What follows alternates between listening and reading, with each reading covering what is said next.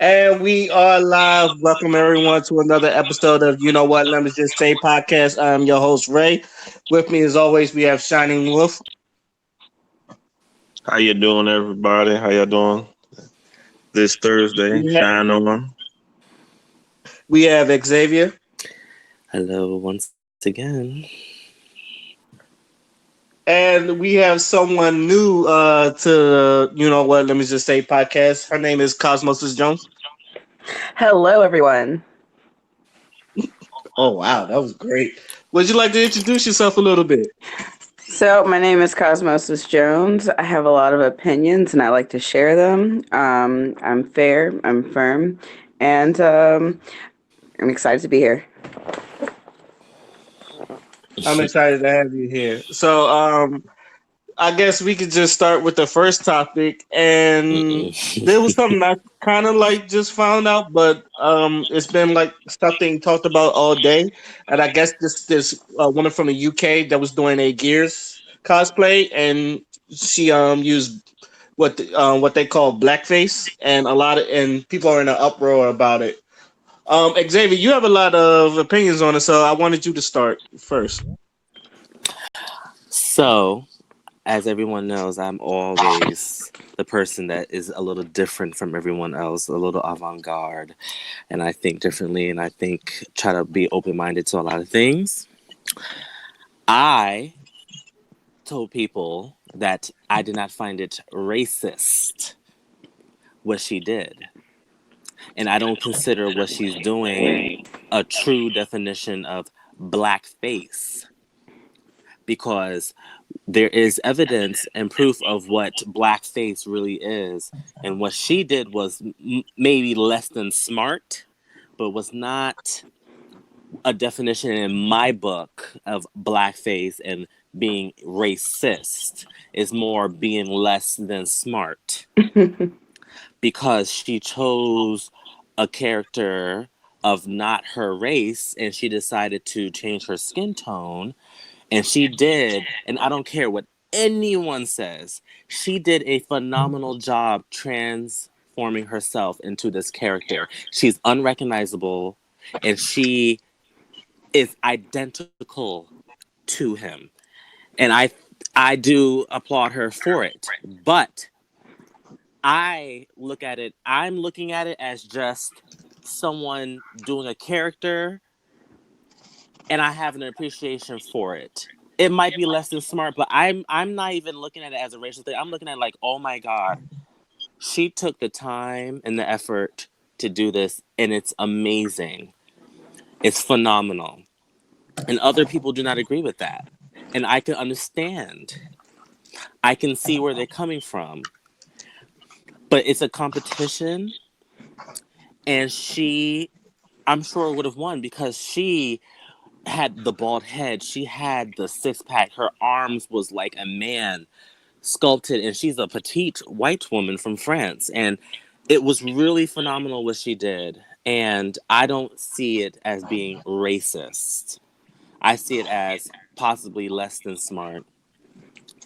And I have a friend that said I'm acting like Candace Owens and I am being slightly coonish. And I'm like, okay, well, that's fine. I stand firm with what I said because there are people who are seriously racist and who seriously do blackface. She did a total transformation and she brought it to light, and she did it as an homage. She wanted to bring it to the forefront and show appreciation. And that's not what blackface is. Blackface is not just a white person making their brown skin. No, it's a whole bunch more to it. Okay, just like rape. I know this is going off on a whole nother tangent, but rape is not just one category to some people, and it's one category to others. And that's a whole discussion that people go on with this whole Me Too movement. That's how I feel with this blackface movement. And people Okay. dragging her through the mud. And I just don't see it as her just outright just being racist and disrespectful. And that's how I feel on that subject. I'd like to interject here. So I don't feel that like I actually agree with you. I think that blackface definitely encompasses making fun of black people, imitating black people for the amusement of white people. And I think that what she did wasn't intentionally trying to do that. I think that our community is very sensitive when it comes to people portraying themselves as black because of everything that we've been through, and I can understand people's Exactly. reactions. But then you have what was it, Robert De Niro in that movie Pineapple Express? No, Robert De Niro. It was what was Robert his Downey name? Jr. and Robert Robert Robert. Downey. Downey Jr. Okay, I'm sorry. Yes. I'm terrible with actors' names and stuff. I'm But the pretty much dude Robert Downey disguised as Jr. a dude. perfected blackface so well that nobody fucking complained about it Right. because because he did That it shit was so well and funny. it was hilarious. And he wasn't making fun of black people. He was like literally like you just saw him as a black man. He did it so well. Like honestly, I didn't see the movie. I just saw the images from that, and I actually thought that he was a black guy. And then like later, I found out that it was actually him. Like, and I was like, wow. So like I get it. Um, I, however, do understand from the other side. Like I get why people be offended. And I also get that you can cosplay as someone from another race and not paint your face that color because everybody does it. You don't see anybody else really painting their face to seem more of like another color. No person of color paints their face white or whitish yellow. I guess for like Asian people to look another race, when they're cosplaying. But I guess they only don't do that because they're already sensitive to the fact that they don't like it when people do it to them. Mm. I don't do it just because it's too much work. Well, but still, most people don't do it because they don't want to do what they feel is wrong that other people do for like black people. But people get really sensitive about blackface. And Person- I sometimes don't understand when it's people in our generation and they get really, really, really upset. And I'm saying, it's like I understand. Trust me, like obviously I understand, but it's like I don't understand why some of them get so outraged at that, but they did not because they get haven't personally been outraged through it. but they didn't get outraged when Robert Downey Jr. did it. Exactly. Yeah, And that's a that's double. what I That's something don't. weird about that. Right, and that's what I don't understand, and that's when I'm like, why are you picking and choosing? I I have a Well, answer to that question actually. ooh, what is, Because I don't know if anyone's seen Tropic Thunder. Tropic Thunder. I watched it with my cousin one time. It was actually talked about in the movie that he's not actually playing a black dude. He is playing a white dude that is playing a black dude. That's Oh the yeah, yeah, yeah, right. yeah, I'm the dude that is the disguised as a joke. dude And in playing the the other joke, dude. they don't really know that like the shit is around them is real. They still think it's a movie. But in that movie, Brandon T. Jackson does confront him about him playing blackface and all that. So that's why it really gets a Mm. pass because But he's how? technically not. It's still doing it though. Yeah, But that's You know what I'm what I saying. mean? it's addressing it at the It's same time. being, but while doing it, it's being discussed. And like Right. from Brandon T. Jackson, he's telling you he doesn't like it. And the reason why he's doing it is because the person Robert Downey Jr. playing is Kurt Lazarus, a made up actor, but he's a very famous actor. Like he's done. So if that wasn't in the movie, would it still be okay? What do you mean? Because I've never heard anyone say the reason why they accepted it is because of what Brandon T. Jackson said in the movie. I've never heard that. Yeah, I never really paid that Not part saying, Oh, of and I, attention. I'm not saying that you're wrong at all, but I'm just saying that I've never heard people say, "Oh yeah, because in the movie Brandon T. Jackson said this," and they explain why. I've The never thing, heard I don't their think a lot I of reason. actually people have seen the heard that. movie. I actually have heard that. I've like read comments online, and somebody posted it in a black group, Mm. and somebody did say that it was okay because of exactly what he just said. And I like totally forgot about that Mm. until like just now, like because it's being addressed, and it's like it's not someone just doing it without ignorantly and not understanding how it might make people feel. It actually addresses in the movie how it will make people feel and kind of plays along with that. So it's like this, because of the fact that it was addressed, it's like okay. Because And I plus, want. I think anybody that brings up Robert Downey Jr. has probably not, and that movie specifically, Tropic Thunder. I don't think no one's seen that movie. But if you see the movie, you kind of understand the whole process of the movie. Yeah, I don't think I actually like saw the movie. I just saw images from the movie and read The movie's very funny. it looks hilarious, but I haven't seen it myself. I haven't seen a lot of movies though. I also have something to add. Go ahead. So I also think people got mad at the cosplayer because of appropriation. What? What do you mean appropriation of what? So okay, let me explain. So you see that in the cosplay community, certain there have been instances of black people playing like cosplaying characters, and you'll see certain people, turn a blind eye on it because the person is black, right? Right. That and so, but at the same time, we have a history of white people dressing like us or taking our stuff and being praised for it, while Yes, black people, definitely. if they did the same thing, white people get upset. So Mm-hmm. I think that's why that's kind of like a factor in this. Yeah, but it's really easy to get offended over appropriation. But if somebody actually takes the time and effort to like really do it well, like why shouldn't they be praised for it? Because Because most not, Like it people seemed that like she are really, really. It didn't seem like she just threw something together and was like, "Oh, because I'm a white person, like people are praising me for it because and that happens sometimes. Like white people. And I'm not gonna say this in general, but sometimes I feel like it takes minimal effort on a white person's part to do what we've been doing for like ever, for them to be praised for it. But it seems like this person actually really went out of her way to like put a lot of time and effort She and did. detail into like making this happen. So I mean, just for that sake, like she deserves the praise that she's getting, and maybe not so much the hate. But the hate is just like, how did you not know that you were gonna do blackface and you were gonna get hate for it? Like, I mean, Right, that's just. right. That you should know that But was I don't coming. think she's racist for it. But I think that like I was I just kind of like an I obvious. honestly think thought she thought. I'm pretty sure. Let me not say I'm pretty sure.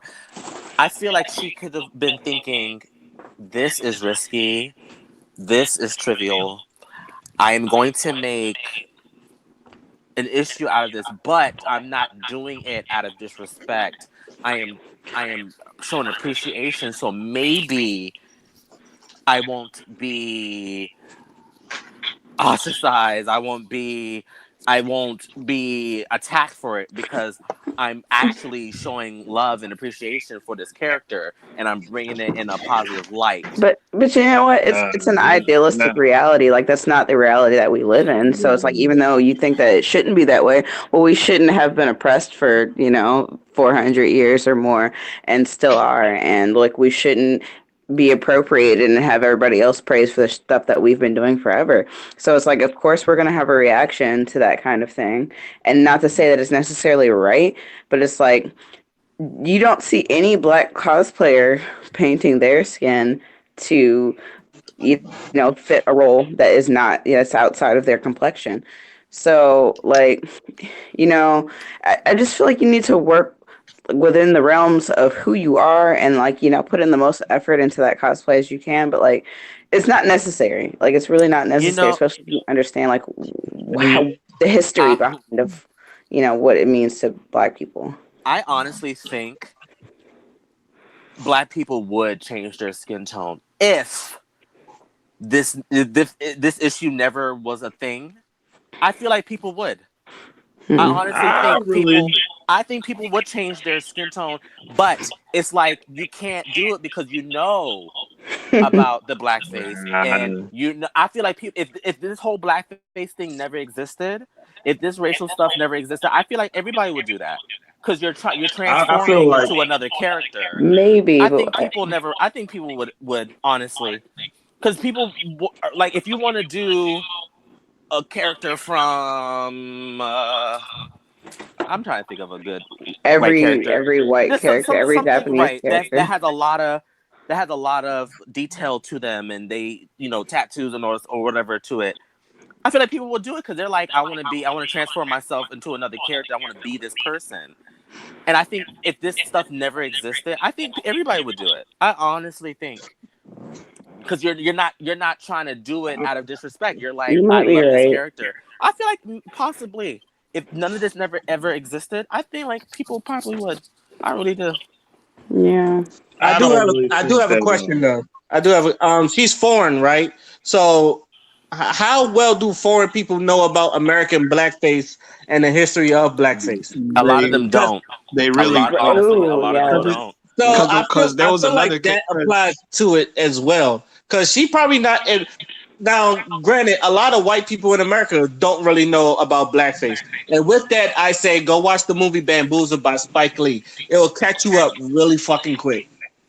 But other than that, and like I said, she's foreign, so I kind of give her the pass because a lot of foreign people that do blackface, they don't really know the history of blackface. So when they do it, they probably do it out of love. They don't mean no intent. Just like well I believe there's a Japanese makeup artist that Oh does my god, yes. makeup celebrities. She does celebrity I've seen makeup, that. and she like paints her face to like every. She's done Drake. She's done Beyonce. She's done. People drag that too far. I said y'all doing Hmm. too much. That's That art was to too me. much. That's It art was Black to people me. are doing. very They were doing too sensitive. much. Very sensitive. I don't Um, understand because I don't understand how is it that I can see some of these Instagram videos of these black guys putting powder on their face and doing a "Hey, I'm Jack" impersonation and Like be Dave Chappelle did laughing on the Chappelle and be show. cracking up, yep. and then turn around and be upset when someone does something of us, it's and different. he doesn't even do the he doesn't even do a black face. He's just doing a voice, and it's like you pissed off. I'm like, how? I don't see how. I'm like, we can't contradict ourselves. To me, I'm like, if you No, don't want people doing it to us, we can't be doing it to others. I feel that, like. okay, I agree with you on the fact that like I feel like a lot of black people aren't sensitive enough when it comes to other races issues, but when it comes to like white people, as far as like yes, you can be racist to white people. I'm not saying that they're just fair game, but at the same time, it is in context to our history and white people have not been victimized and like mocked by black people historically for like we're just going to dress Of up as white course. people and Right. and we haven't done them the same way that they've done to us, so when we see it from them it's really a lot more impactful because like this has been a thing, but like for them it's just like literally we're just like poking fun at you. We're not even doing it like in the same way. It's like I feel like when I see black people making fun of, or white people, sorry, white people making fun of black people, it's more of a degrading like their character. Whereas like when black people poke fun at white people, it's like this is just like the behavior of white people as far as like we talk like this or we don't season our food, but not like oh like I'm poor and I'm stupid and like like actual like really degrading like Yeah. characteristics. But at the same time, I'm like, some black people will be acting like there are no black people that act like some of these people. I'm like, give it a break, okay? I said there's plenty of people who act like that. You just don't like the joke because why you don't find it funny. I said not every white person is. Oh my god, let me go to Starbucks with my UGG boots and my sexy. Right, Obviously, not all white people act like that. right. And not all black people is like, girl, what you doing, girl? But Sweetie. exactly, but it Obviously, but happens a it's a lot. joke. Movie And White Girl. if we're going to do a joke, and if they do one back, it's like laugh at it and move on. Obviously, if especially if it's on a comedian platform, but you can. To me, it's all fair game once you start doing that. Because me, I love all jokes, every race, every type. I find them funny because like I can find the humor in it. Obviously, if someone is really trying to be fucking funny, it's like, all right, bitch, you're doing too much. But if it's a legit thing, it's like, okay, like this is funny because people really do act like that. It's all fair game. Because when we can turn around and do a good Becky that's from the hills, and that's funny, and it's like I don't Yeah, know, like I it, don't it's I just view I just look at stuff so differently, and it's like I like that how on this platform we talk about stuff and we can agree to disagree, and no one mhm. is upset and like cussing me out, and I'm not upset cussing no one out because like obviously we have different views and we can understand what we're saying, but it's like I don't know, like I just see stuff so differently. Is I feel that the main, like, as far as our society is definitely dominated by white supremacy. So when people like make jokes that shouldn't be that offensive because like we make them too, it is more offensive because we know like in the background like their way of thinking is probably at least somewhat like intertwined with this ideology of white supremacy that's Right, like actually offensive, right. and like that's a problem. And if our society wasn't that way, maybe we could take a joke much better than the way we do now. I personally think, and Xavier said this earlier before we came on the show, we should probably call it a different name other than blackface. Because when you think of blackface, you immediately go to the bamboozle, the Mr. big red Popo. lips, the real dark complexions, the Yeah. oh yes, a massa, and all that other stuff. I'm like, Um, I don't know. It should be called like Browning or I don't know. It sounds stupid, but it's just I think there should be a different word and be like, okay, y'all, let's not do that. Because as soon as you tell somebody, oh, you're blackface, you're looking at them like, really? But, Like they did that? but let And me you're just thinking say, like, mm, sorry, I want to just say that like I feel like a lot of people who are outraged like to jump on a platform in which they get a lot of praise, in which they're listened to a lot. And I feel like it's kind of like it's not necessarily fake outrage, but it's just like y'all aren't really that mad about this topic. But you right. also get a lot of like clout or like whatever you get from jumping on this platform and calling this person out. Like, you get a lot of support, and it's Exactly. like preaching to the choir, and it's just like Exactly. I feel like that's what they're getting out of it more so than like, yeah, I'm actually defeating white supremacy. No, you're not doing anything. And in fact, you're isolating a lot of people who really aren't intentionally trying to harm you. And like, in fact, you're doing the opposite of what you're claiming to your mission is by like, having this whole like thing be a thing. So like, that's, I agree with you 100%. thank you. I Yeah. agree. I like your opinions. I really agree with what you're saying because there's some people on Facebook that are just outraged when anything a white person does. I'm saying like, okay now, okay, like let's stop. And then like some of them are like act like they don't want to be around white people. I'm like, okay, well we have white friends, and I know you're not going to straight up tell them in their face like that, and you know they're not prejudiced towards us. At least we don't know, but when they're around us, it's all love, and it's like, come on, like all of them are not like that. Stop getting on this platform and just berating and bashing and like just doing all this fake outrage in my opinion because Right, I'm right. like all the jokes that we do Exactly. about this stuff, I'm like I sometimes I just be surprised at some of these people. I'm just like, are you really this upset? I don't Are think you only so. upset because other people were upset and you're jumping on it? Because I feel like if no one talked about this and was saying, "Hey, my God, I'm so like, what the fuck is she doing?" I feel like a lot of people wouldn't really be like, "Oh yeah, I'm Yeah, upset too." I I feel definitely like, feel like social media, mm-mm. like, definitely, it's like some people might be bothered by some of these things, but not upset about it. And it's like once one person is upset about it, they just kind of bandwagon. They're like, "Oh yeah, this is really messed up," and da da da da. da. But it's like reality, if this was you independently thinking about this topic, would you really be this upset, or you'd be like, yeah, like this makes me uncomfortable. I don't really like the way they did it, but like, it is what it is. Like you're not really upset about it. But then other people talk about how upset they are about it, and then they also pressure other people. Like if you're not this Yes. upset about it, then you're not like woke, or you're not black enough, or like you're Oh Exactly. Uncle my Tom. God. I've had Yes. so many fucking arguments with those people. Let me tell you. Oof, Lord Jesus. That's me. Cause I literally made a post about this subject on Facebook, and I told people, I said, y'all can be upset and not agree with my opinion. That's fine. I said, you can make subliminal posts about me. That's okay. I said, I have my own way of thinking, and I think for my damn self. Okay?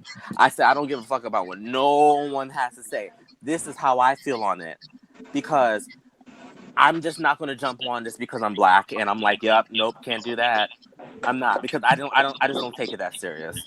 There's other shit in this world that we need to be taken more serious, and Definitely. I'm not entertaining that. Right. And this is like, I try to What are like, y'all talking about?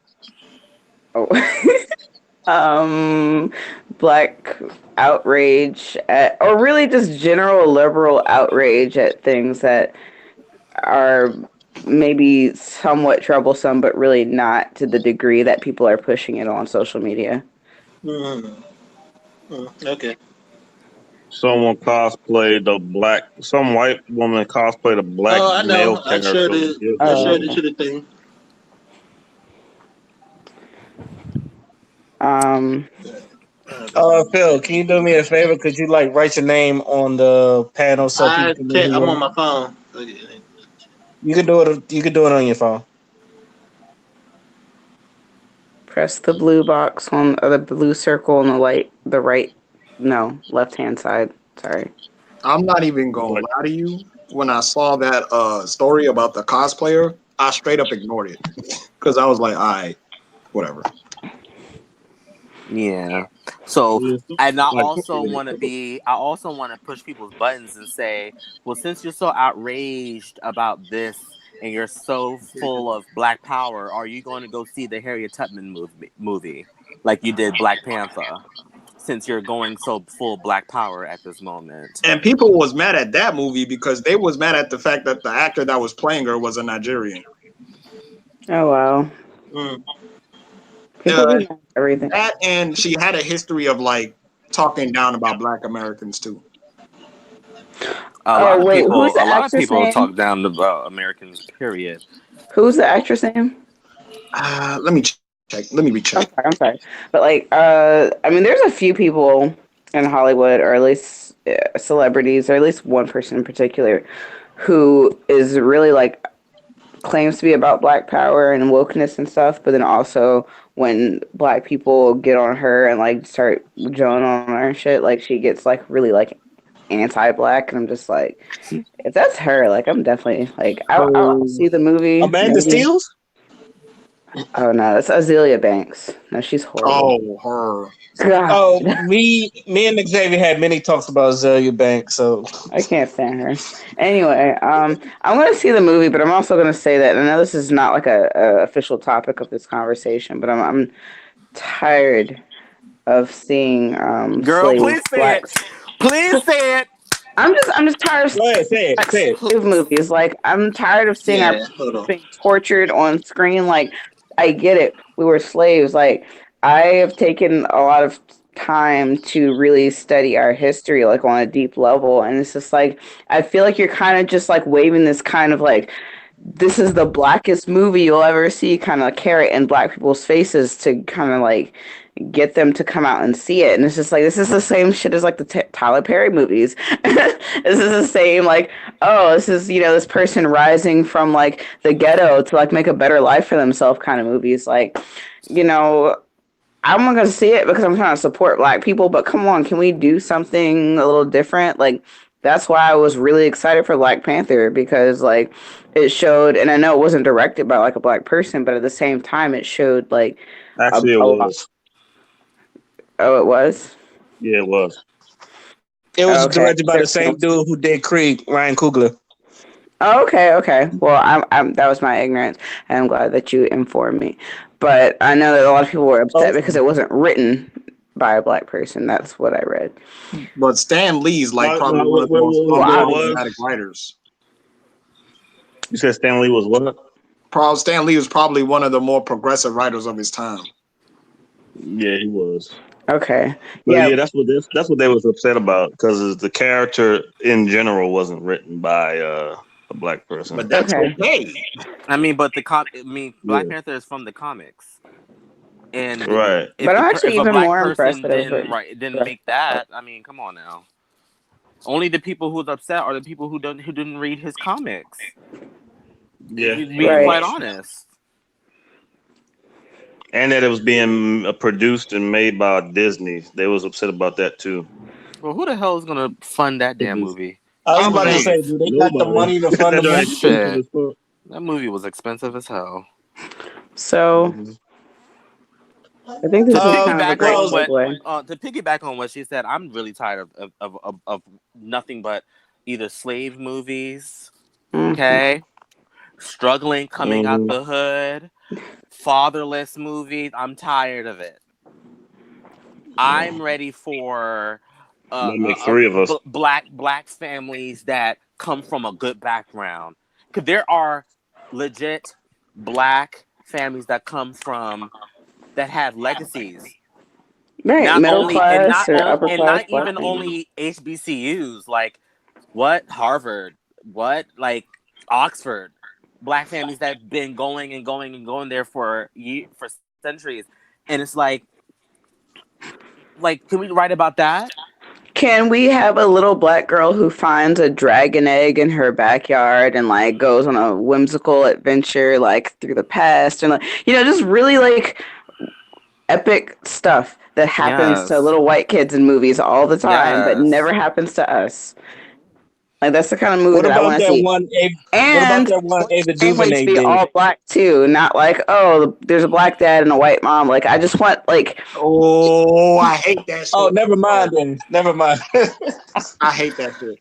And the reason why I hate it Yes. is because I don't see enough black families, not because I have a problem with interracial like relationships. I just want to see a black ass family, a black ass wife, black ass husband, and some black ass kids. thank you. God damn. Period. I Or if guess there's this a why love people interest, like I the want him to movie be Us. black too, because black love is great. I'm cool with the interracial shit. If you want to do that, do that. Just don't be a coon. But I want some black ass family. Just tell me a coon. And I don't, and I'm ready for a movie where the black family don't speak with that yeehaw country shit. I don't want no, I don't want that either. Because there are You don't plenty want of Meet the black Browns? families. There are plenty of black families that are very educated, or even if they're not educated, they make sure their kids read and their kids aren't out here speaking all this slang, and they're respectful. There are legit families like that, and I'm like, why is it every time you see a black family, the son gotta be disrespectful, Yeah. the daughter gotta be a little fast or some smart ass. It's always gotta be something. I'm tired of struggle movies. No more Raisin in the Sun.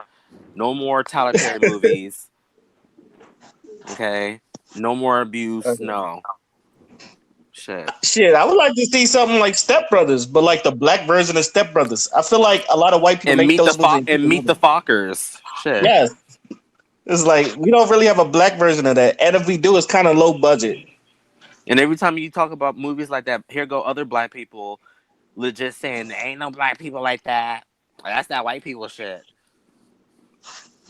Because everything, anytime this it don't deal with violence, is always white people stuff. Because black people don't want to. Because there's no such thing as a black person going hiking. You want No to know such what it thing is? as black people going to see the Grand Canyon. Because it's too light. I'm like, get the hell out of here with that shit. That's a form of self hate if you think about it. Because they don't see themselves doing that shit, so they want to push it off to other black folks like they can't do it either. Otherwise, you're like other. You're trying to be something that you're not. Yeah, that's self hate. Shit, I'm so sick of stuff like that. I'm like, nope. Tyler Perry got this new studio, bigger than everybody else's in the world. Yeah, and them houses look nice on there. It's time to start making legit movies. Yeah, that's why I was like looking at people and I was like, yo, we really need to appreciate this man before he leaves because if y'all don't appreciate him now when he's gone, I don't want to hear none of you say shit. Because yeah, you may Thank you disagree for the with transition. That was just what I was about to talk about. Tyler Perry. Let me just set it up. Tyler Perry basically opened a new studio, and like I don't know about y'all, but I've been seeing a lot of hate going to Tyler Perry. Like people still. Well, I hope they don't make these shitty movies and all that other shit. So I'm like, as a fan of Tyler Perry, I don't see why people hate him still because of where he came from. But go ahead, Father. Finish what you were saying. no, but I can understand why, like y'all were saying, like the movies that he makes about struggling and there's always some fast little chick and then shit like that. Like he's done it so much to the point where we're just like, all right, can we see some positivity now? Can a nigga get like a degree and actually compete and shit like that? Like something positive, something uplifting. And I understand those arguments, but like the fact that he has his own studio and is that big, and he's a self-made black man, and he did it all with his own pocket because he invested in himself. That's something that we need to celebrate, and that's something that we shouldn't take for granted until the dude dies. You know what I'm saying? So Woo! we need to really need to make him that example of instead of asking for a table, you make your own table and then invite your people to eat that type shit. But at the So same time, he mhm, did shake some white hands. yeah, That just because I don't, people act like he didn't. He ain't make it no, this far without shaking a few. he did. But at the same time, like, you mean, look at the environment that he's working in. Like, you have to because that's a majority of the people that you're with. But But you I guess know, it's he's legit saying like he didn't have a spot in Hollywood, and I can understand what he's saying. Like I can hear that, but it's like Tyler, like don't act like you only had Oprah and some other people on your side, and that's it, and that's how you got here. Like, let's stop acting like you did not have a slight seat at the table. well, of course that he has to say that because I mean, look at his fan base. So Right. he has to kind of appeal to that. I don't necessarily agree with being fake, but I can understand why he wanted to try to appeal to his audience by like coming out and saying those things. At the same time, I feel like with his own studio, he has the power to invite people who are not white and Right. to say that white people can't be progressive like Stan Lee and um, whoever else was white who was involved with the Black Panther project. But you have Jordan Peele who made Us and Get Out, and he needs to be on that studio making movies. Exactly. And other Mhm. people like him because honestly, Black Also Panther, creative. but more than that, like his movies, I felt were what I've been waiting for my entire life. As far as like having movies showing a black family directed by a black person in a way that's like, oh well, when you have progressive white people directing movies and trying to be progressive, they like will have again the white and black couple. It's like, see, we're for you guys. Yep. We're being supportive, but it's just like I want to see our people tell our story. You know, Or the coveted white savior. That's my favorite. yeah. Oh my God, yes, yeah. Basically, I want Black Panther had that, didn't it? no, I mean, a little he bit, The like, helped, but agent he wasn't a dude. but not savior. really though. He helped. No. Yeah. Right, he helped a little bit, but he didn't save the day. Like he bought mayonnaise to the picnic, No. but he ain't put it in there. Mayonnaise is good sometimes. I like mayonnaise on my sandwiches, but Yeah, the black people brought the meat and yeah, all the other fixings. which is fine. Which is that's cool. Well, You can partake, but don't forget who runs this shit. all I know is that for these black writers that will come in and start writing stuff, I don't want to hear nothing about, well, in my environment or all when I grew up, this is all I knew. So this is all I No, know how to write. I need writers that are from all over the place. I need black from everywhere. Because I don't need a certain type of writing. I need all types. And black people who are actually from those places to write about the different places that they came from. Yes. Especially in like, mainstream rap, and hip hop. Like there's a lot of black people from all over the place who write and rap as if they all came from the ghetto and like That's that what I'm tired of. Stuff yeah. like that. Like I you grow up, all did I not didn't grow up have on this. Section I'm like, 8. Stop okay. fronting. And I don't want to see that in my movies. No, I'm ready. I'm ready to hear about the black family that grew up in France. Because people, a lot of black Americans as well, I don't think they realize how many black people live in Europe and grew up in Europe forever. I don't think a lot of them realize. Like, there are legit black French that's been living there since the 1800s. I'm like, I don't think a lot of people know that, and I feel like a lot of people think if you're black, grew up in France, you're acting like you're white. I'm like, no, there's literally ghettos in France. France is not all fabulous. I just want to I hear want to. stories. My bad. I I'm just sorry. want to Hold on, real piggyback on quick. what Xavier said. I've been to Marseille, France. That's a fucking ghetto, and I've seen black French people in there. They some hood niggas too. Let it not be known, but they do know how to act too. So, Yeah, go just like ahead. Germany. What? Like Germany got places like that too. But a lot of Americans, black Americans, don't know that. So they're thinking like, oh, they're around nothing but white people. They probably be acting like this. They probably wear their hair like that. I'm like, no, sweetie, they're just as black as us. They just have an accent. That's it.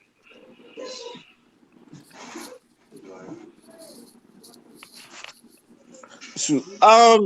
Well, this kind of since we're talking about Tyler Perry and basically how he got to come here.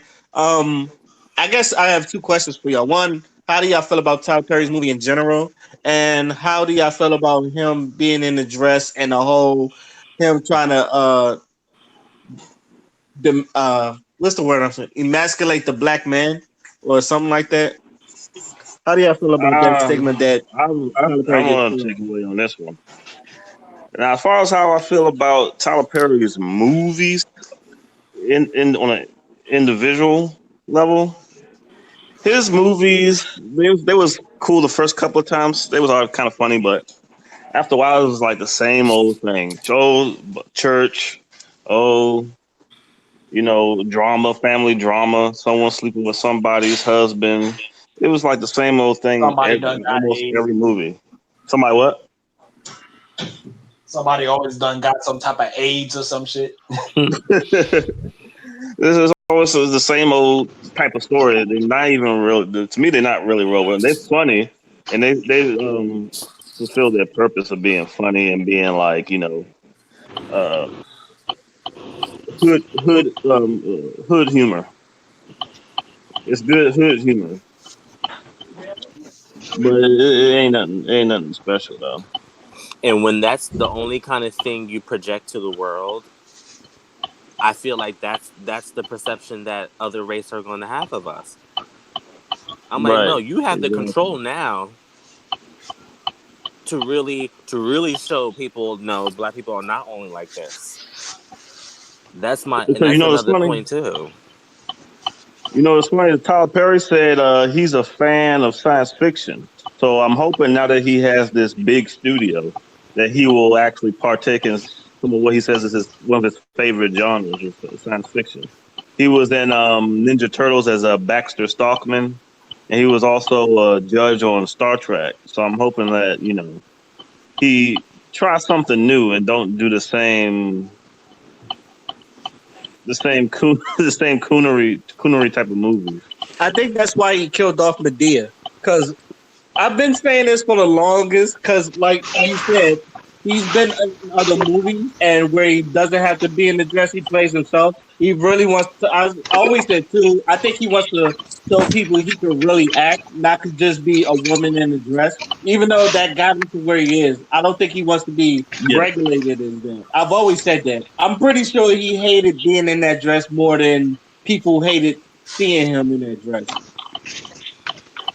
But I'm not And knocking. I'm not knocking it though because it was necessary to get him where he was at. He knew what the general black female audience wanted.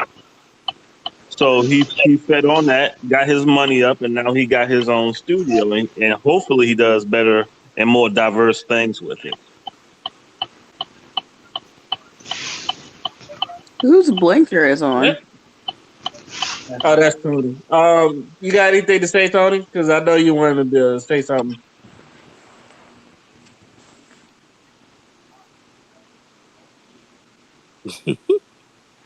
I don't think he has a signal. Tony, can you hear me? Yeah, hello. Yeah. Yeah.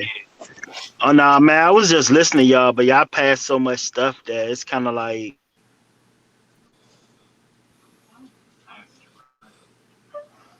I think we lost Tony. From the looks of it, yeah, wherever he's at, the service is bad. So, are we still on Tyler Perry or? I was about to over. say, anybody else have You hear something me? to say? Give her your question. Give her your question again, Raymond. Your questions. You hear me? Oh, you back, Tony? Yeah, man. All right. What was you saying? No, I was saying that he had to build his money up. He had to constantly. He did the same thing he did with his plays. Y'all remember his plays that he did all the Tyler Perry Medea plays?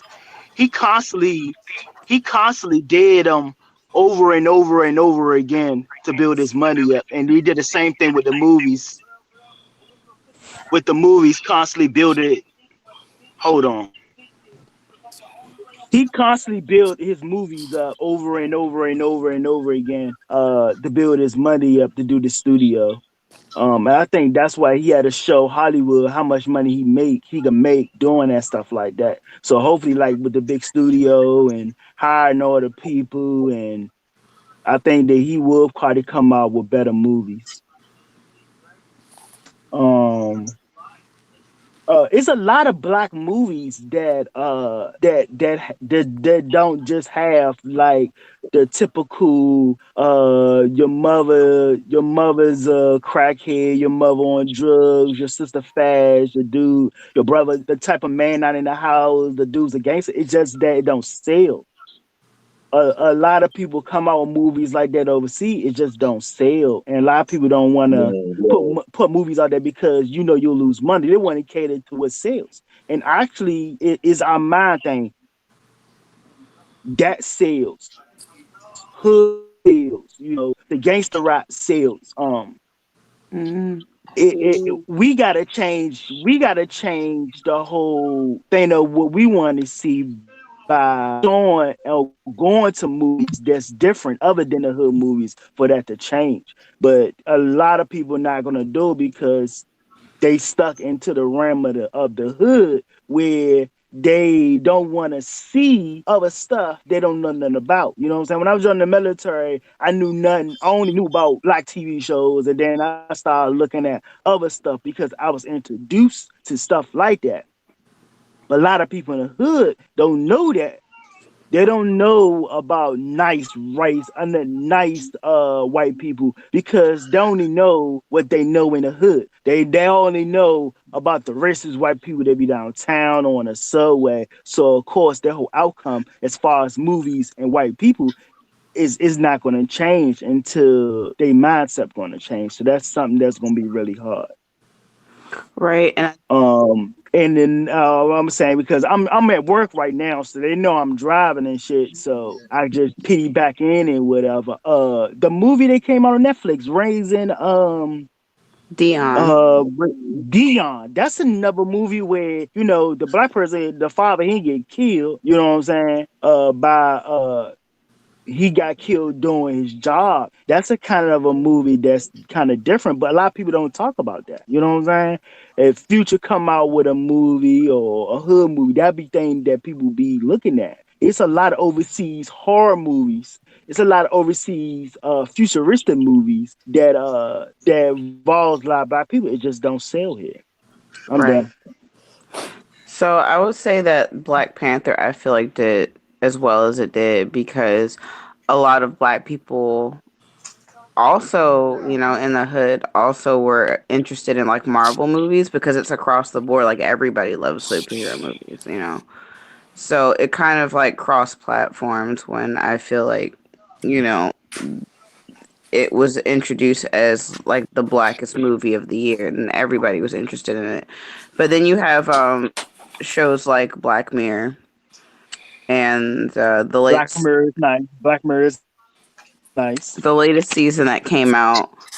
Um, there was a black LGBT people in the majority of the episode. There was like black couples, black men who were the stars of the show. But it's something that definitely people in the hood, especially in America, they would not be interested in watching. So it's definitely has to do with the demographic, and I definitely agree with Tony that you have to get people's minds open to something before they'll be willing to watch it. And it's like, you have modern hip hop, which is like the same way. It's just like, how have we come to this point where this is the most popular genre of music to the black community when like back in the day you had like, Motown and like even after that, like, the music spoke on so many different aspects of like life and now it's just about drugs and materialism and The trap house, about the trap house.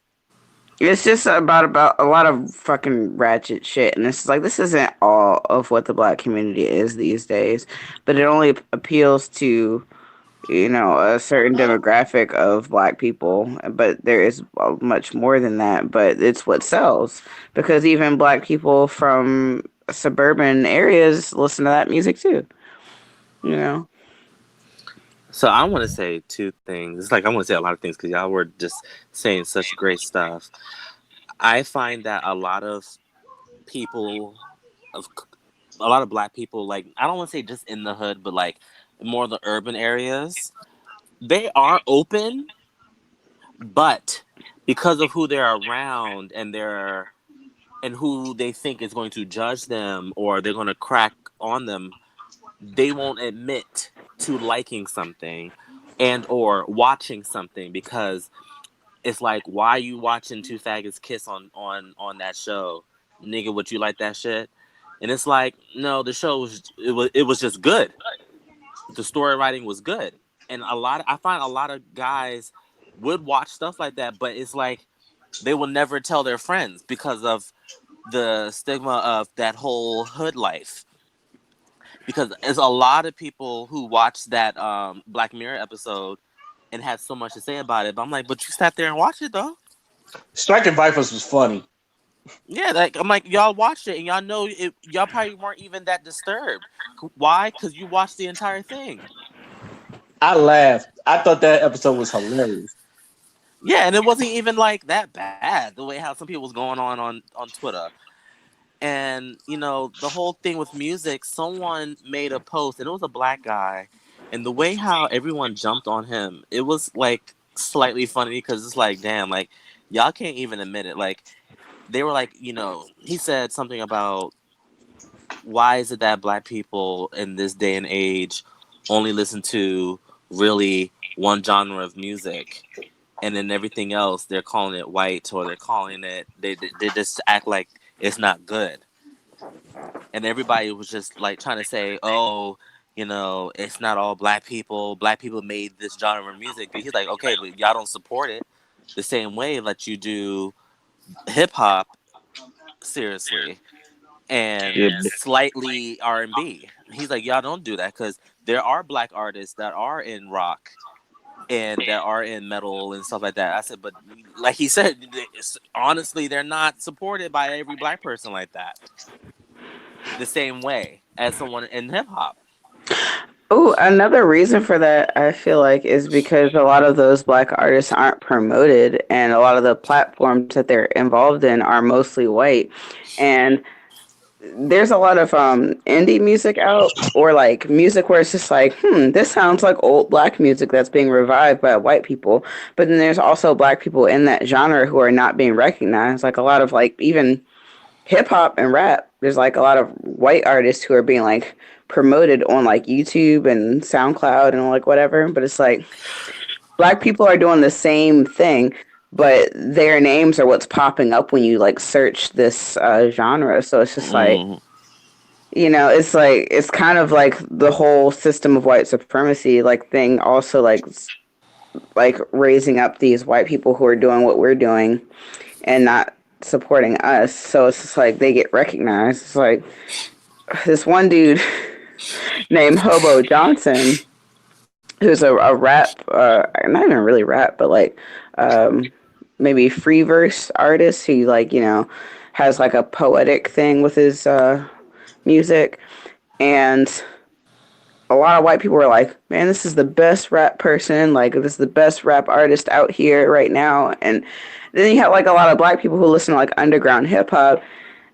They're just like, "What are you talking about?" Like compared to like the other people who are out here, he's some trash. But like nobody knows about all these other black underground hip hop artists who are doing like much bigger things because the white people are the ones being promoted for like the most basic stuff. Like they're not really like even doing that much, but because they're like in that genre, like they're being promoted a lot more than like we are. but at the same time, it's And the like white because man they're is the black, and if you do legit like their music, we need to find a way to promote them for them. And it's like I find because like with me growing up, I love me some Spice Girls. Let me tell you something right now.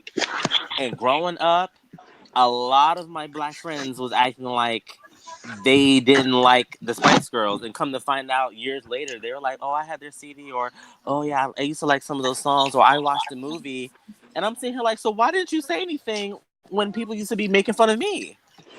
Hmm. It's like they're ashamed to let people know, like, yeah, I like all this type of music as well. Like growing up, like I love me some Avril Lavigne, and I Yeah, me also too. loved A little bit.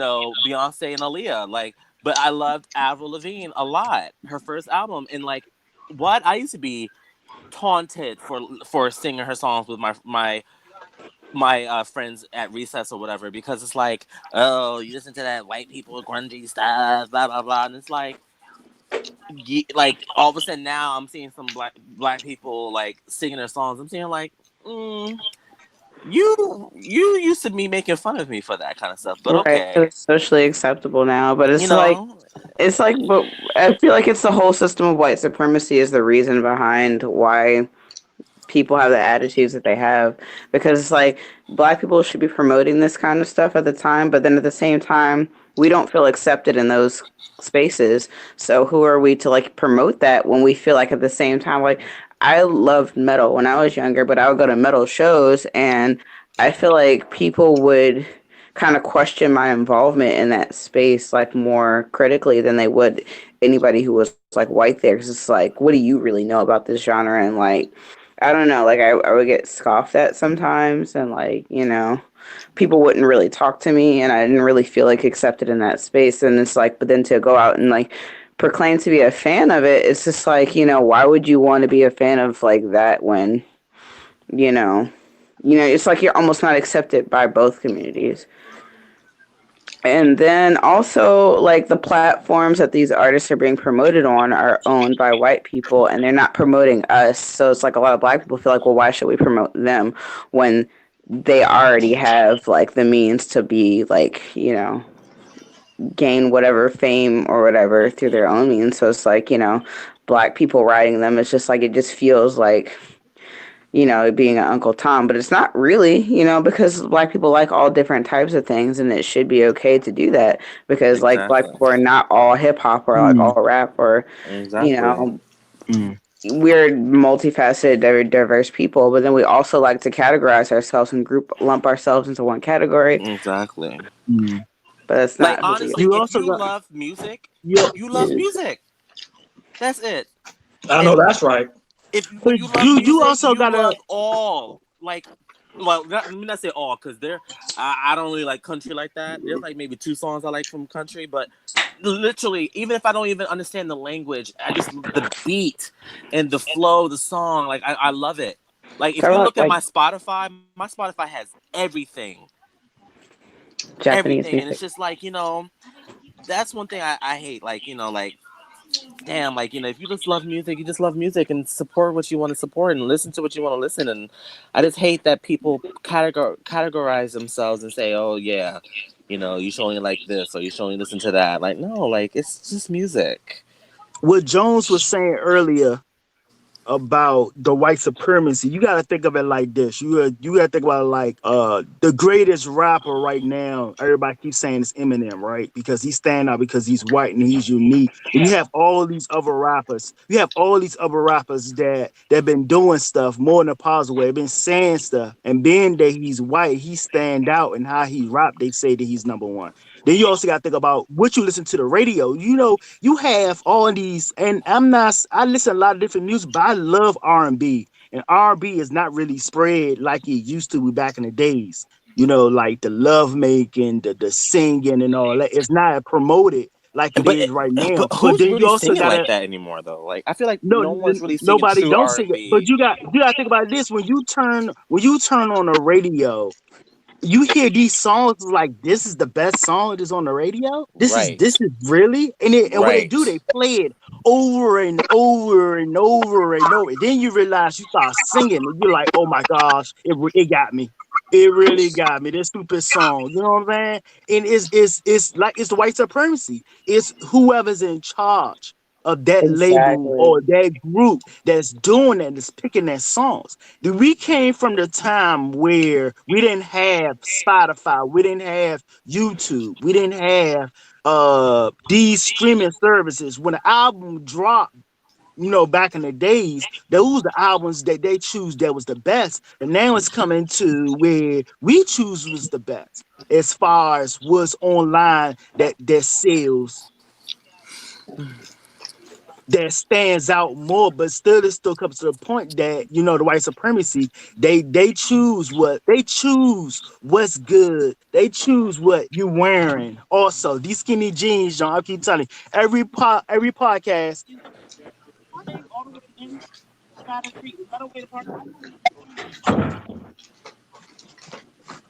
Before you jump back, I do want to say this. Oh, you back, Tony? Yeah, my bad. Somebody asked me a question. Hey, I work in parking enforcement. I might get this person a ticket, but he came out. Uh, uh, Go ahead. so I'm just saying, like they choose everything, the clothes, the music, and it wasn't like you saying, Jones. It wasn't like that at first. We promote Ratchet TV rather than shows like the Different World, Cosby Show, stuff like that. But people would promote like Housewood, I mean, Wives of Atlanta, or the little tattoo stuff, and they'll promote that more than anything, rather than we have other positive stuff. But that's what I was saying earlier. It don't change because we say we like it and it sells, so they're gonna keep going toward that. I would also like to say a couple things. One, I think I could almost word for word say the whole Spice World movie from front to back. Not, I haven't seen it in years, but if I watch it, I guarantee you there's some lines I can like really recite word for word. Let's just say that. And two, to piggyback what Xavier said, yeah, there's a lot of people that are sheep because when I used to go to Largo, I used to have this teacher. His name is Mr. Sabor. So cool ass teacher. Everybody fucked with him, right? And this was when Dragon Ball Z was at its height, and there was kids in my class. They was talking shit about it until the teacher was like, "What? Y'all don't fuck with Dragon Ball Z?" He said, "That's the most gangster shit on TV." He said, "You knock a nigga through 3 buildings and fucking mountains and all that other shit. Them niggas always throwing hands." And he was just going on and on about how great Dragon Ball Z is. Next thing you know, you got all these hood niggas or niggas that can like say they don't watch the shit going, "Yeah, I fuck with Goku though. Yeah, I fuck with Goku." And you like, and you look at it, it was like, I bet you do. Mm-hmm. Cause like a lot of a lot of people until like someone makes it cool, they won't fuck with it until it is cool. Yep. Like Oh, Lincoln Park, like Lil Wayne when he played the this. guitar, Oh or my God! I when was right Lincoln about to Park bring was up. like the only thing black people listened to I was right until about to it bring up Lil gatewayed them Wayne. into other rock bands. But Let me tell you, I used to wear the Jeremy Scott Adidas collection before a lot of black people in the urban areas found it cool because I was wearing those sneakers with the animals' heads on it, and people used to be like, "What the yeah, fuck are you wearing?" Lil Wayne on what was that? The BET Awards The wore water, I believe so. and he wore the teddy bears. All of a sudden, and I'm seeing Negroes wearing all of them damn sneakers, and all of a sudden they were like, "Yo, X, when did you get yours?" Because mine was the pandas, and I said, "I've been had these." I said, "Remember you was crying?" He's like, "Oh man, I should have bought them back then. Yeah, like I like those with the fresh." I'm seeing like really because Lil Wayne wore them. Now it's okay to wear it. I'm like, that's whack. I said the same thing about him when he started skateboarding. Next thing you know, I see niggas with skateboards. What? Oh my lord. I said, y'all some perpetrators, because I was a big Ugh. Lupe Fiasco fan, and I remember niggas was knocking Lupe for doing skateboarding shit. And then when Lil Yes. Wayne did, I was like, oh, y'all are some fucking cheap. That got on my nerves real bit. Oh, when Lil Wayne started doing the little rock shit, that shit got me heated. 'Cause, I remember when I was in high school, I was like real heavy into like heavy metal and rock music and shit. Like that was like my little phase or whatever. And I used to get shit from a whole bunch of Negroes that was at the time playing the new Lil Waynes, the Dream, Tiger, all them other whack ass niggas. So then this nigga comes out with a whole fucking little rock song or whatever. And niggas like, oh shit, this nigga talented. And I'm like, if you don't shut your bitch ass up with that bullshit, because number one, he's not even holding it properly. And number two, the only drummer that drummer that he got, whatever, I think his name was Troy Baker or whatever. Travis Yeah, Barker. Travis Barker. The drummer that he got, that was just a collaboration. I don't think that nigga genuinely did it because Lil Wayne knew how to play a fucking guitar. He did it for the fucking cash. So what the fuck is you talking about? You see them niggas have a relationship now? No. Mm-hmm. Isn't he going on tour with Blink 182? Nah, that was canceled, I believe. He was supposed to do like a couple shows with him, but he canceled. He canceled. What was No it? Yeah, way because he he might have said had. they I don't. think he had another seizure, right? No, he said that they don't go with the flow of the show or some shit like that. I said, The Lil fuck Wayne, out of stop, here. stop, stop the shit. Lil Wayne isn't exactly in his prime right now. That nigga fell off. Yeah. Any last words before we go on to the next topic? I know we kind of rambled long, but any last words from anyone? Well, no. it's about that the hop on stuff. Real quick about Mr. Michael B. Jordan, and now he's a big Naruto fan, and now he did a collaboration with Coach for Naruto, and now he's a spokesperson for fucking Naruto suddenly, and he didn't even pronounce the name correctly on the interview, and that annoyed me. Because everyone all of a sudden now is a Naruto fan, like Miss Big Tall ass shaking Meg the Stallion. All of a sudden now she's Miss Anime USA, and if you, I just wish y'all can just watch the commercial with Michael B. Jordan because they gave him Sharingan eyes, and this guy was walking past with their Shidori hand, and then like they gave each other the bonks, they pounded each other, and I'm sitting here like, okay, this doesn't even make sense. And it's all part of that like hop on stuff. I'm just like, y'all should have had some real Naruto fans on this commercial. Michael B. Jordan don't know what he's talking about or doing, but I just wanted to get it out there because I've been so annoyed with that. But Xavier, you're gatekeeping. I don't care. I would say this: people defend Megan Thee Stallion to death. I ain't never Yes. seen so many people like jump on the side of Megan Thee I'm Stallion. saying, I don't hear I no was one there talk for about her all of her music. freestyles, and I'm fine that she's getting her recognition. But some of these people are undesirables, and I hate it. All right.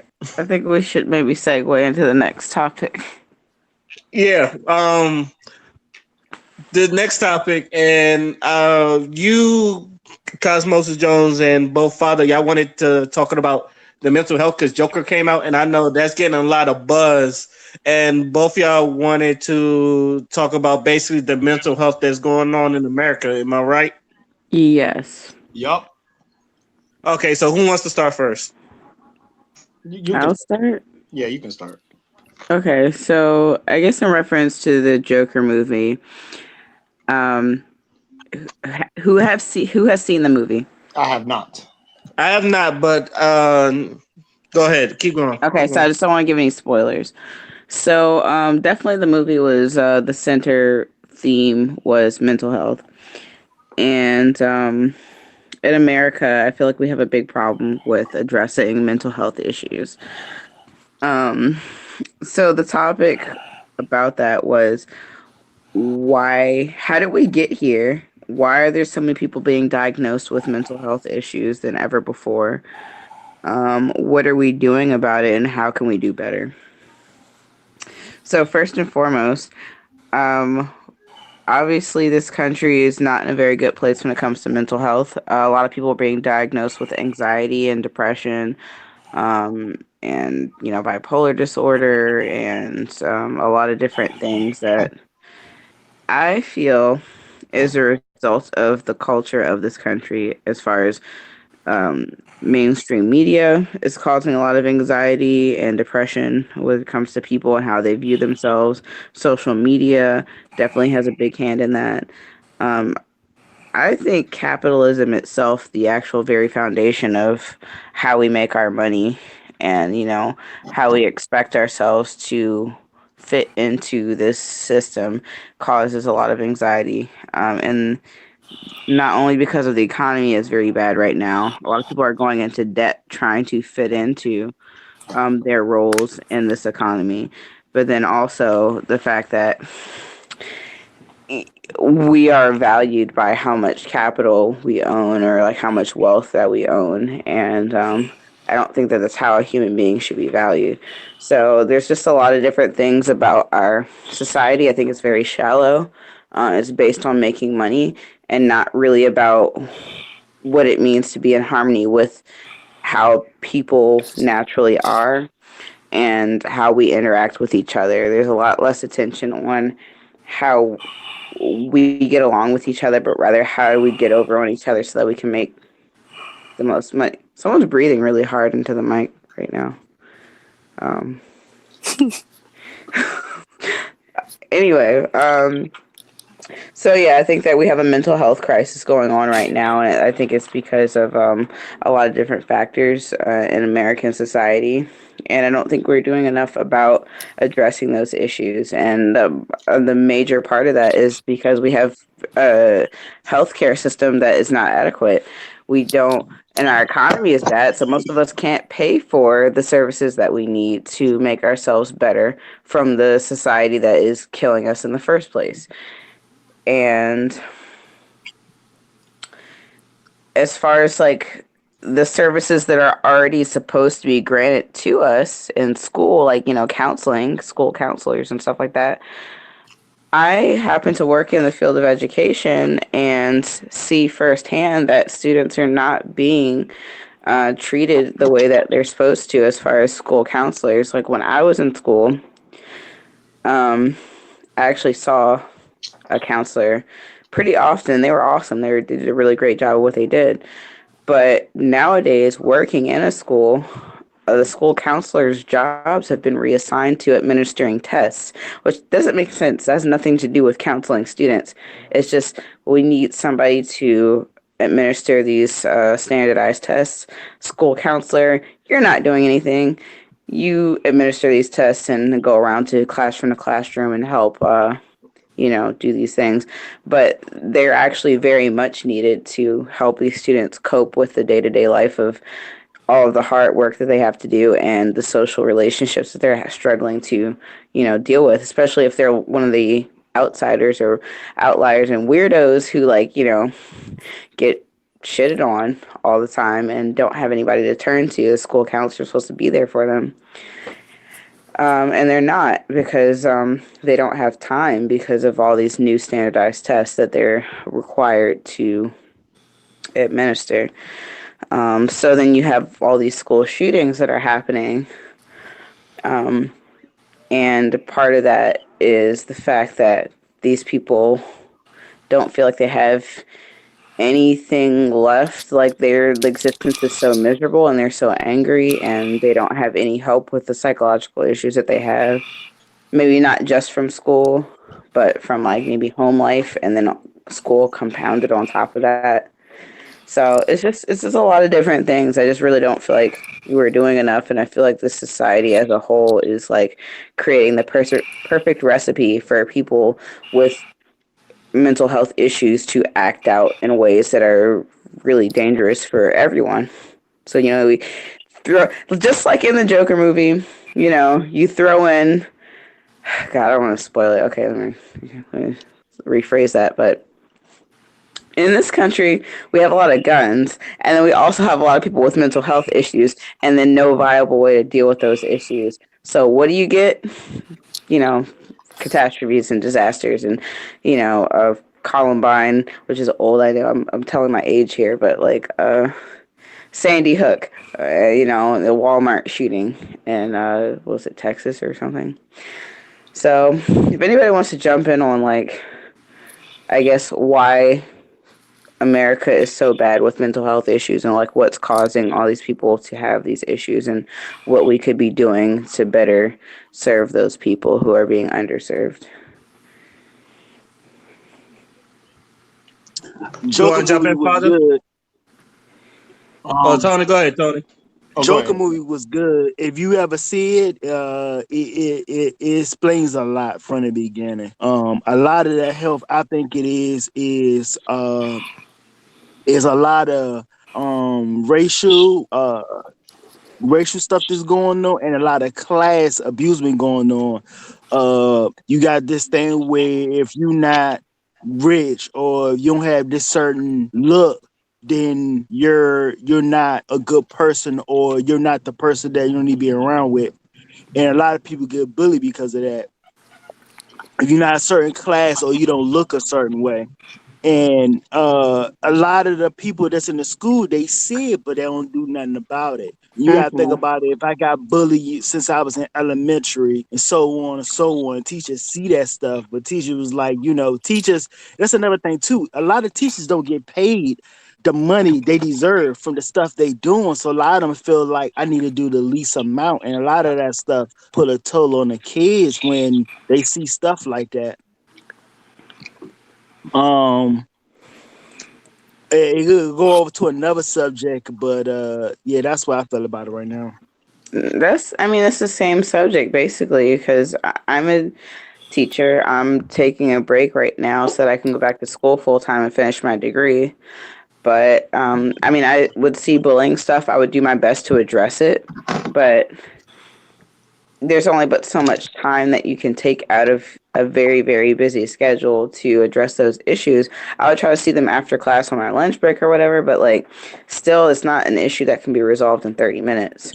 So I would try to send them to the school counselor. I would have them like write a letter of like what they're experiencing and then like talk to the counselor about it, and they would get sent back to class within like 15 minutes of me sending them down there. So I'm like, obviously this really isn't getting handled, but most teachers don't even go through that much effort to try to get those issues resolved. They're just like, oh, just ignore them, or well, Kids will be they don't know what they're talking about, so you shouldn't take that seriously. But it's like it takes a huge toll on someone's psyche to like, because Yeah, it's like one of the most important things to a child is to feel accepted and to feel like a valuable yeah, member of their space, and just to be yeah, constantly humiliated and tormented by their peers and to feel like they're not yeah, worthy of like, it's just a really horrible thing because I've been bullied, and yeah, I definitely feel like that deeply affected me and like my personal growth. And I'm sure I know that it's doing that to a lot of kids, which is why I don't tolerate it when I see it in my classroom, you know. But there's only but so much that you can do when there's not enough time, Like if you take the time out to address two or three kids who are dealing with this bullying thing, get to the bottom of it and try to get them to like sort it out. What are you going to do with the other like 23 kids, you know, Yeah. And I at was the thinking same time?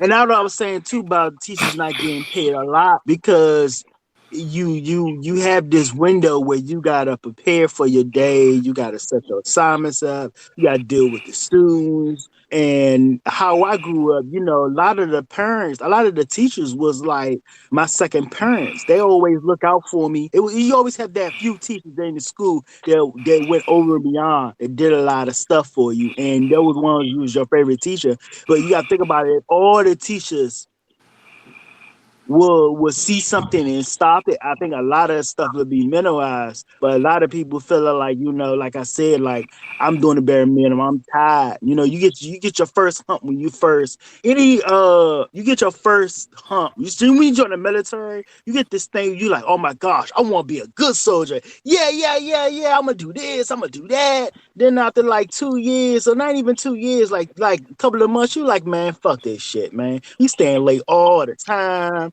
My commander is stupid. My leadership, he sucked. We doing stupid shit Burnout is constantly. real. But I It's most it. teachers who go into teaching do it because they really love teaching because it doesn't pay enough. Yeah, And it's like, why would yeah, you go into something that doesn't pay? You already know, like from the get go, yeah, if you didn't actually like love or at least attempt to love what you're doing. But because of Yeah. all the expectations and standards and stress that's put on teachers, eventually they start to not care. I definitely have yeah, encountered teachers who, from the get go, like they're like, "Oh, well, I have summers off, and I get a bunch of breaks and stuff, and that's why I did it." So it's just like, okay, obviously you didn't do it because you really care about the students. But then even the ones that mhm. do, like, they feel like they don't get as they don't get the satisfaction out of it that they thought they were gonna get. But at the same time, it's part of the teacher's job, but there has to be It's not backup. the main. It's not the main job. The It's main not. job is It's to not. teach students. They are a teacher, and there needs to be other people there to be able to provide these services that the students need, especially like counseling. Like that's what the school counselor is for, and that's where paraprofessionals or teachers, assistants who are in the classroom seeing these things. Because I was Yeah, a paraprofessional, which is pretty much just a teacher's aide, yeah. um, and I had the time to pull students aside and do that for the most part. Like, there wasn't always time. Usually there wasn't. But, it can't be the teacher's job because their job is to do this main thing. And they need to care. They Hmm. should care. But, you know, there just needs to be But then, more resources for but students to cope with. Like, it's not the teacher's responsibility, but you also got to think about it. It's the stuff at home too. That comes into play when you got stuff dealing with home, or you can't nobody talk to when you're at home, and you have the problems. The problems don't stop when you go to home. When you're at home, the problems don't stop when you go to school. Sometimes they carry on when you go to school. So it comes into two different type of world things. Like if I grew up kind of poor. I had a lot of problems when I was growing up. My mind I was strong willed, so I kind of got through a lot of stuff, but a lot of people couldn't do that dealing with stuff at home. You're dealing with the hood, you're dealing with gangs, you're dealing with bullies, you're dealing with a lot of stuff that a lot of kids don't need to deal with when not to support their parents. And then you go to school and you deal with stuff too. It put a heavy drain on you, constant continuously where you feel that you need to lash out. right. I wanna Definitely. so my thing has always been this, and I've been saying this for like I think 2, 3 years. America does not care about mental health, and they have proven this time and time and time and time again. You've been saying that Like, since I met you. bro, like I've seen it so many times because like if you think about the shit that we have in this society, it doesn't like not only does it not make sense, but it actually hinders people to, you know, be who they want to be or get to where they want to get to. Like when I hear success stories, most of them are just, oh, I got found by somebody and he hooked me up, or oh, I posted this and went viral, and now I'm here. Like back in the days when somebody earned their spot, they earned it. Like they worked their ass off and all that. They really grinded for that. They earned the degrees and shit like that. But nowadays, it's like people really working hard, people working these like freaking amazing amount of hours, and then they sit down, look back, and then they see that somebody's getting a whole bunch of money mumbling on a beat or doing something mundane on YouTube, or you see these little stupid dumb stuff on YouTube. You see couples getting their money just being dumb, pulling these stupid pranks on each other, have breaking up every week and then getting back together, and then their views skyrocket and they getting paid off that. Like shit like that, when you see that and you are somebody that works really hard, that can discourage you. There's just like there's a lot of factors and there's a lot of examples and there's a lot of shit that we do, and there's images on the TV and on radio and all these media that we look at every day that like affect our unconscious mind, and then we carry that energy around, and just it's so much shit that we could like do better as a society. But America ain't trying to do that because they're gonna lose a whole bunch of money if they did. They could put more counselors in the school. They could make sure kids are in a happier environment at school, but they're probably not gonna do that because there's not enough budget. They know that kids is out here miserable as hell when they go home because they folks is probably economically deprived, especially when it comes to black folks. We've been economically deprived ever since we got off slavery. We built Black Wall Street. That shit got burned down, and then they put us in these projects and ghettos. Push us in there as affordable, and then you wonder why there's so many gangs. So there's nobody trying to hire. Ain't nobody trying to hire nobody. And then what are they supposed to do? If you take away somebody's ability to make money, they're gonna turn to crime. That happens in every society ever. So it's like when we're talking about mental health, and especially in America, there's so many layers. It's like incredible. And the simple fact that, and this is what I hate the most, and I've been ranting on this so much. The thing I hate the most is when motherfuckers get on Facebook, on Twitter, or post that damn suicide number, thinking that they did something, patting themselves on the back, thinking, "Oh my God, I'm such a good person. If you need help, just call this suicide hotline number. It's never the answer, bitch. Fuck you. You didn't take the time to go talk to that person and see what he's dealing with or what they're dealing with. Sometimes people just want you to know that you care. Sometimes people just want to be heard. It ain't so deep as a lot of people think about it. Trying to overcomplicate the situation. Well, he got anxiety because sometimes it's just no. He needs somebody to talk to. He got it's a medical condition. He ain't asked to have that. So when Right. you're dealing with people with mental health, you just got to do two things. And this is coming from someone I've talked to, and Ray is a witness to this. I have literally talked people out of suicide. So what? Yep. So what I try to prioritize when I was talking to people. Number one, listen. Like I didn't really say anything. I just let them vent to me. You know what I'm saying? Because I let all their frustrations, and it's like I'm holding it in my hand, and I'm like, you don't have to carry this burden anymore, or you're not alone in this. You got someone you can talk to. You got someone you can air you can vent your feelings out to. If you got those negative feelings, there's someone that's hearing you. There's someone that's present. You understand? Right. Even if it's for a moment in time, at least the fact that someone gives a fuck saves a lot of people's lives. You know what I mean? It does, and I feel like professional help for a lot of people is definitely needed, and like you should try to be there for people, but a lot of people who are there for them don't necessarily know how to be there for them. And I speak from experience because I used to date somebody with borderline personality disorder, and I feel like it didn't really matter how much I talked to them. Like I literally talked to them for like a 5 hour stint, and like it would not make anything better. And not to say that as like, oh, you shouldn't bother wasting your time talking to people with mental health issues. Like I'm not saying that at all. Like sometimes it really does make all the difference just to listen and hear them out. But then also like, you know, if you know somebody who's close to you that you really care about who has a mental health issue and you want to help, it definitely makes the difference to take the time out to research a little bit about like what they're going through and to try to meet them on that level. I I 100% agree with you because I had an ex that had anxiety and depression and like major depression at the same time, and that was because she was traumatized as a child. So whenever she would talk to me, I would notice certain things that she'll say or like certain, phrases that she'll say about herself. And I would actually sit on the phone and we would, and like you said, we've had long periods of discussion because she's just venting her heart out to me. And as her boyfriend at that time, I was like, I need to like this is someone I care about, so I'm going to listen to them and I'm going to make sure that what they're going through, they're not going through that alone.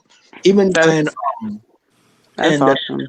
yeah, and the thing about it is I'm one of those people that like came out of like I had major depression, but I thank God that I got out of that and I'm at a better place right now.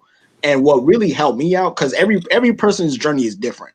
You understand? That's why it pisses me off that people post that number or make it seem like they really care, but all they're doing is just typing words on Twitter and Facebook and shit. Right. And It's like um People have their own journeys. People have their own way of dealing with things. Maybe right. So like you need to customize how you deal with people to actually like what they're going through. And I feel yeah, like this is kind of reserved for people who are particularly close to these people. Like, if you know somebody who has bipolar disorder, then you need to learn how to deal with people when they're going through their manic episodes or when they're going through their lows, or somebody with borderline, because it's like a totally different way to like, because like I would try to like listen and talk to him, but like literally, if I'm speaking objectively and going with like a normal person's process of like how to like comprehend reality, like he wasn't like a literally a somebody sleep. I All right, think Clarence fell asleep again. I'm about to go Are wake you him. there, Clarence? He's in the other room, so like I'm about to Yeah, go wake him up. go wake him up, Um. please. Okay. All right. Hold on. Well, just to make this point real quick, but like literally, he was in this wholly different like realm of reality. Than I was. So like trying to just communicate with him on like a okay, if A is B, then this equals C, right? And he's just like, no, it's F, and I'm like, what are you talking about?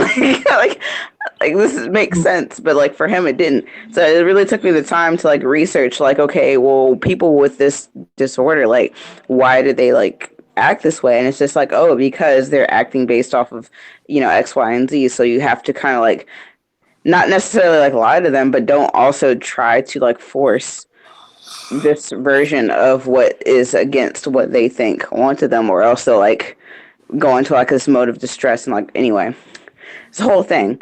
So if you have somebody who's personally close to you who has a specific thing that they're going through and you want to help, try to learn a little bit about what they're going through and try to meet them on their level. They definitely need professional help.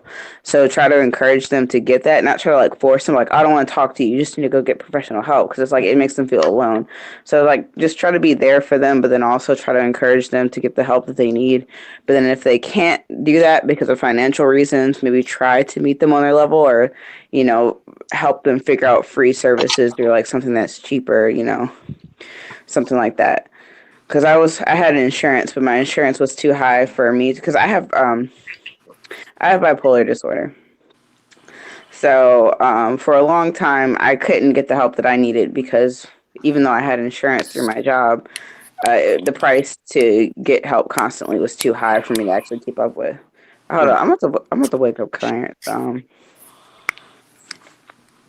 But what are viable solutions that we in the society can do to make the mental health crisis, that's not necessarily a crisis, but it's a strong word, but make this better for all Americans.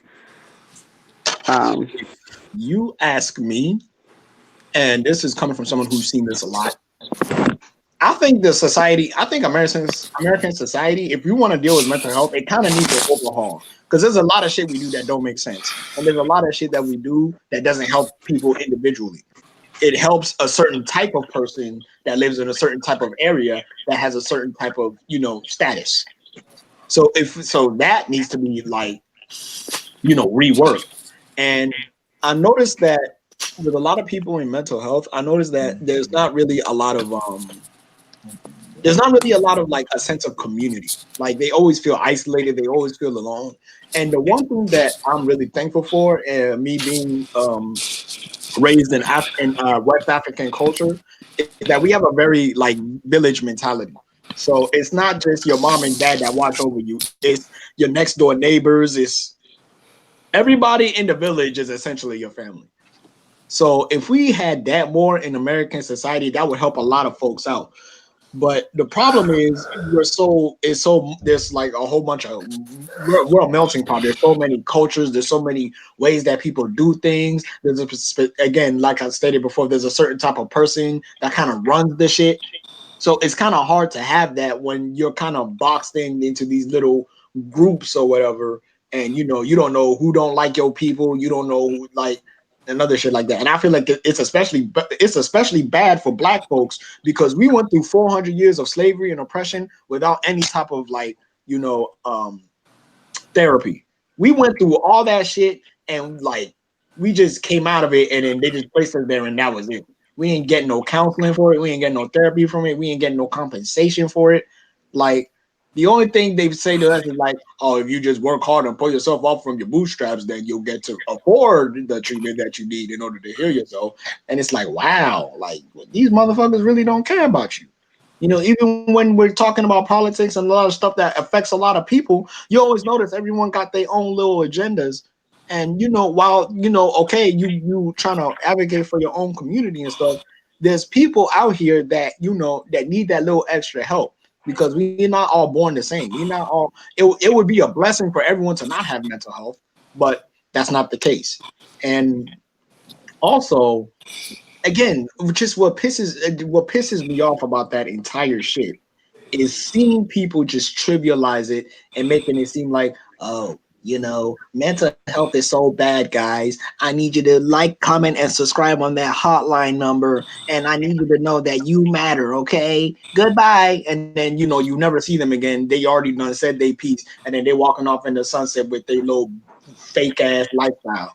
So it's just a whole lot of shit that needs to be reworked. We gotta actually rework the way our minds see things and how we deal with people, the images that we look at, because that's very important to the unconscious mind. The shit that we say to each other, because language is also very important. The Bible says the tongue is powerful. I'm not religious, but for my religious people, that's that. Just there's a lot of shit that we got to take into account, and then we got to move in a way that's not so much reactionary, but in the case of other people. Like when I'm talking, like if you notice when let's say Chinese people, right? A Chinese person is going to talk differently to a white person than he does with a Chinese person. If you talk with a Chinese person, that's something they can relate to. They're gonna speak about whatever in their native tongue or whatever. That's powerful. They have that connection. But if a Chinese person speak to a white person, you know what I'm saying? Yeah, there's different. They're different culturally, and they can still foster a friendship and stuff like that. But at the same time, if a Chinese man going through something that's kind of specific you know, to his culture, then that white person isn't gonna quite understand that. So I'm saying that to say that sense of community, that sense of like that village mentality, we kind of need to implement that more, especially in like people, especially in areas where there's like a lot of marginalized people. We just have to like come together, sit down, and maybe we can do weekly meetups and stuff like that. Villages and towns have those town meetings and whatever. Like maybe that needs to start coming back. Stop making people feel so isolated. If you see someone's having a bad day, try to uplift that brother, try to uplift that sister. If someone's going through some tough times, at least make it known that you're there for them and shit like that. If you do that in schools and if you do that in other places where you see people just aren't there, because like you said before, this society is stressful. People got to work long ass hours for pay that doesn't even cover their basic necessities and shit like that. There's always stress, stress, stress, stress, because there's this image in America where you need to make it and everything needs to be great, and you need to make this much amount of money, but you got to sacrifice all your time, and then your kids are not going to grow and develop shit.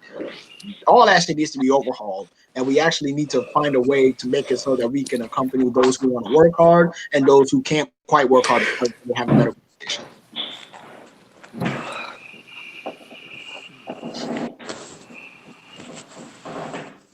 Um, I just want to say a little bit. Can you hear me? Yep. Yeah. I can hear Okay, you. I just want to say one little bit because I think I always felt like America cares about the wrong things. Like we care more about guns than we care about human beings. Like that's the one major thing. Like I feel like if we cared more about human beings and guns, Standing Hook wouldn't things like Sandy Hook wouldn't happen. And like also like father, I don't know if I've talked people out of suicide, but I know I done talked people into like calming down when especially around the school. Like there's a couple people that want to fight and I had to like make sure they didn't fight. I used to tell them like don't do it, you pay tuition and that usually stops. And there's been times where like I sat there and I've had conversations with people and they felt really better. So I don't know everything, but I usually try to go with what I know. I try not to judge either because I do feel like there are people who really have these bipolar disorders, and I think there are people that are faking it. Now I don't judge them. I don't judge them at first. I try to like decipher it. But if I really don't know, and I feel like if they really have a problem, I would tell them you probably need to go see a professional therapist and or point them to a direction where someone can help them. And hopefully they give them the answers that they need. Also, I feel like medicine doesn't help all the time. I feel like we're just like when we drug the people up, it's like how can I say this? It buys them time for them to not be in that person's space and the person that is on drugs just alone with his thoughts and you don't know what he's really thinking or capable or doing. I mean, So, okay, I'm speaking from my perspective because I've been clinically diagnosed and I am on medication. Well, supposed to be, but I don't take it like I'm supposed to because I don't like the medication that I'm on. But there's a lot of people who do self-diagnose themselves because they read a lot of stuff online because social media is like the popular avenue for people to like learn about themselves these days. And I think that the people who do suspect that they might be suffering like some type of imbalance they haven't been diagnosed with should go see a professional to try to like maybe gauge whether or not like that's what they're really going through, if it's like a seasonal thing, or if it could be related, especially with women, to like PMS or like some other natural thing. So I'm not going to necessarily discredit them, but I'll say that like maybe seek a professional so they can like tell you what's up or what's not if they can afford it, because some people don't have the means to do that. So that's why they're diagnosing themselves. Because, I self diagnosed when I was like a teenager, like maybe like 14 years old, because I suspected that, I think I'm bipolar because like these mood swings are not just happening around like a certain time of month, they're happening all the time. They have been for a long time. And then eventually, I was diagnosed with it. So, like, you do know your own body maybe better than somebody else might. But at the same time, medication, I used to be against it, like super against it. But now I kind of feel like it can help if you actually have that condition. But if you don't, and you get somebody who's just like ready to prescribe you with anything, because I've definitely dealt with those therapists before who are just like, whatever you say, I'm just going to throw some medicine at it. Then it might not be good for you because you might not actually be going like somebody with ADHD or ADD who gets prescribed Ritalin or Adderall. If you don't actually have those conditions, it affects you differently than somebody who actually has those conditions. So, like, if you don't have a chemical imbalance and you're putting something in your body to try to regulate that, it's going to affect you differently than somebody who actually is not producing enough chemicals to reach a certain effect. Like it's gonna do other things. So like it might not actually be good for you. But like again, as a person who has a legit condition and had not been taking medication for the longest time, like I definitely see the difference. And like I feel like I was just white knuckling it my entire life, and like almost feel bad for telling other people not to like listen to people to take medication because like I feel like it kind of saved my life to like actually get a grip on like things by like taking medication. And I am not all about, oh yeah, just med yourself up, but at the same time, like if that's what you need to do to like get your life under control, then like, you know, maybe try it, and see how it works for you. If it doesn't, then you can try other methods, but like, don't just completely deny it because, pharmaceutical companies are bad, because I know they're bad, because if I don't have to, I won't take medication. I hate taking medication. And in fact, I don't like taking the medication that I do now, but I only do it because I know that if I don't, then like, my life is going to be a lot worse because I, don't make the best decisions when I'm going through what I'm going through. So I guess I'm just like sharing my own little personal anecdote because, like, I feel like it's important for people with mental health issues to know that whatever options are on the table that are safe, are okay. Like, or what can make, because like, certain medications are not necessarily safe, but also deciding to, I don't know, speed through traffic for the thrill of it, or like, put yourself in a life threatening situation because you're not producing enough like chemicals to like feel anything, and it's just like, all right, I'm just going to do something crazy, or I feel disassociated with reality because like I'm not interacting with the world in the way that I'm supposed to, like, so I'm just going to like do something that's dangerous. That's probably safer than whatever, or it's probably more dangerous, rather. It's probably more dangerous than whatever you're going to put in your body. So until that you can figure out some type of behavior pattern that works for you, then maybe you should be taking this medication so that you can like live long enough to figure out what else to do. That thing that you were just mentioning is isn't that called like apathy or whatever, where you don't like feel anything, like But apathetic to whatever. yeah, I mean it's apathy, or like, you feel numb, but and it's a part of it. It's a symptom of a mood disorder. Because like I still like have that to this day. Like there are some days I'm just gone, like apathetic. I mean, you could have. I mean, I don't know. I'm not a psychologist or psychiatrist, so I can't diagnose you. But again, like if you feel that your experiences is not healthy or conducive to living a healthy lifestyle, and you can't help how you feel, like it's not related to some particular issue that's going on in your life, or even if it is, like maybe seek a professional's help to like how to like cope with it, or if it's like not related to anything and it's just like it's just happening randomly, everything is going great, but like I just feel like I don't feel anything, like I can't, like, I should be happy right now, but I don't give a shit about anything. Like that might be a mood disorder, whether that might be bipolar or something totally different. Mm. That's why professionals are there to figure that out. You have to definitely find a good one because there are a lot of bullshit ones who just want to prescribe you with something or who don't really care, you know. But, they're doctors, they're literally went to school for way longer than most of us have to try to figure that out. So we should at least, you know, go that route, especially if your life isn't going well by your own means, then maybe try to find somebody who's more educated than you about what you're going through to help you figure out what to do. All right. Any last words before we move on to our next topic? America doesn't care about mental health. I am dying on that hill. No, I feel like I've All spoken right. enough. Okay. On to our last topic.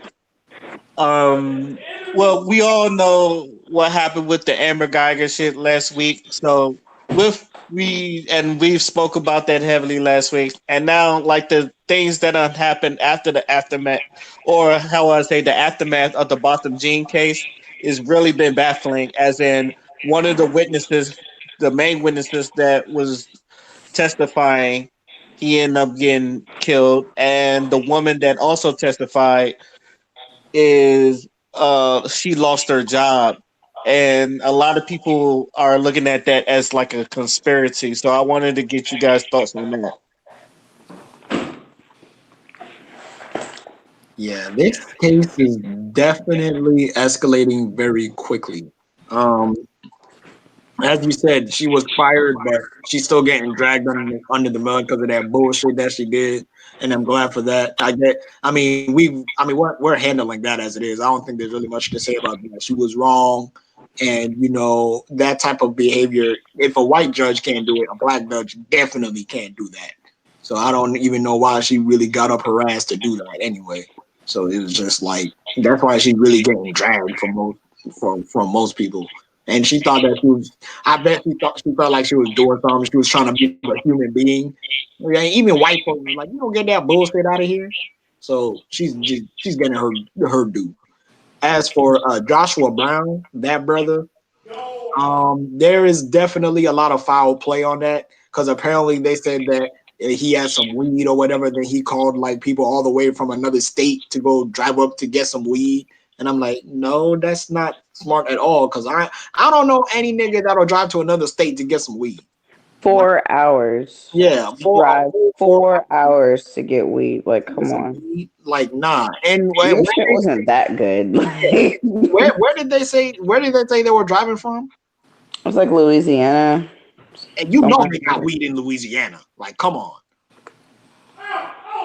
That was definitely crazy. And then there was also trying to say that there was another thing about that case. So yeah, he got shot, and it was him, and then the woman who filmed the incident, the Amber Geiger incident, was getting death threats and shit like that. So it's like, no, what like it sounds like someone's trying to cover some shit up, or it sounds like Amber Geiger got some maybe she got some connections that we don't know about because she was a cop.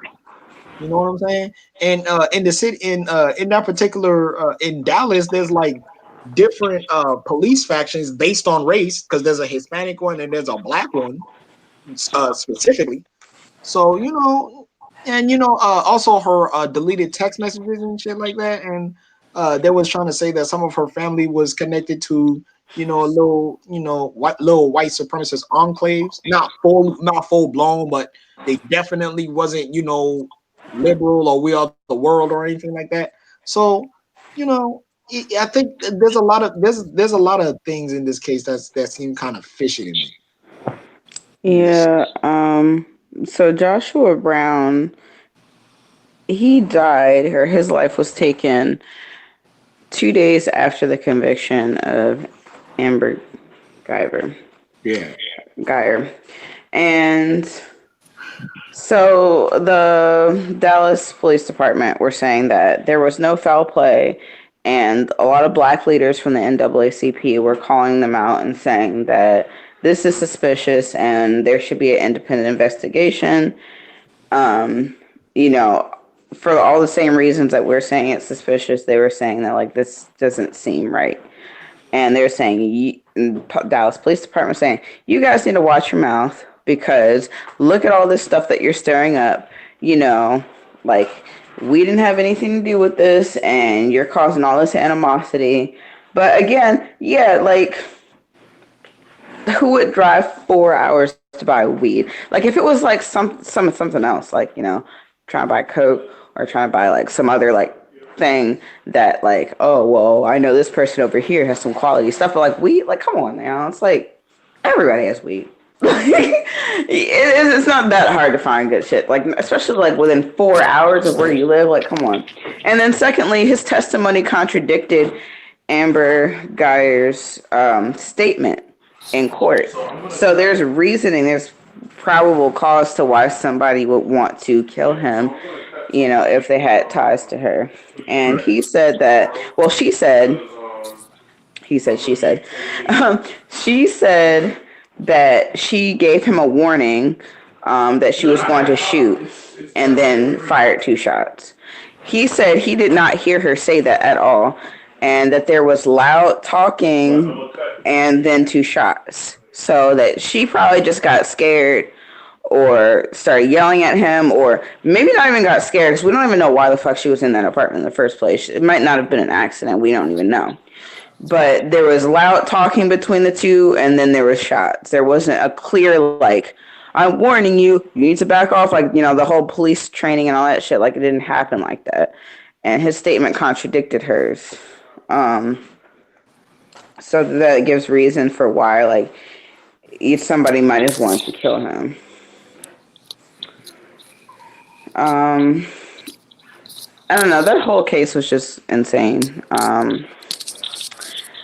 Even the jurors who were on that case said that they went too lightly to give her only 10 years, and the original time was supposed to be 28 years, which would have been appropriate because the man who was shot would have turned 28. Before he was killed, like shortly after he was killed, he would have turned 28 years old. So it would have been more appropriate to give her 28 years. But they said they didn't have the heart to give her that much time. So they only gave her 10.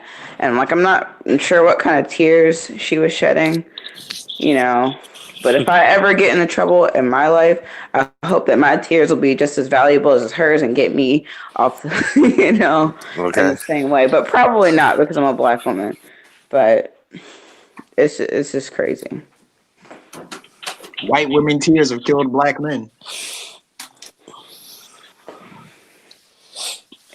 I guess they just convince a lot of people because she's getting hugs and less jail time and people killing in her name probably. Like, it's just crazy because, what's the dude's name? Can't remember his name right now. The Trayvon Martin dude, the guy who was involved in that. George Zimmerman? George Zimmerman. He's still alive. Girl, don't get me started on that. Do not Yeah, get me started on that. George Zimmerman got arrested, what, 3 times after that? Yeah. Got arrested 3 times? Hey, and then also I found out that that white lady that shot that black dude, that judge, she's funded by the police department, her PAC, for her getting voted in as a judge. Yeah, her PAC is it's like a contributor when she run for office. It's supported by the police department. Makes sense. Yeah, so that's seen that on Facebook, that how she was voted, and she voted and selected by the police department. So you know how that shit go. They protect their own. Of course. Let me tell you, and then we was talking about this stuff last time. Let me tell you, I seen so many black people on TV that been in court that had done the less stuff and got harsh punishments. No judge never came down off their podium and gave them a hug. No player never rubbed in their hair. Never. Girl shoot out warning shots. That girl Yes. that was kidnapped, the little light skinned chick that was kidnapped and held in her house doing prostitution. And they try to give her all that time for killing the person that tried to sexually abuse her. Nothing at all. Nothing at all. No judge never came down and said, you know what, let me give you this big ass hug. It's a time and a place for that. That shouldn't have been done on camera like that. Right. But that's how that shit is, man. That's how And then she did an interview and she was like, well, I feel like I was in the spirit of the Lord and I need to give her a hug. What? Man. And the spirit of the Lord, you need to get this girl a hug. And she was like, I gave her my Bible. You gave her your Bible? Just smack that whole thing. The whole thing about this. Go ahead, Tony.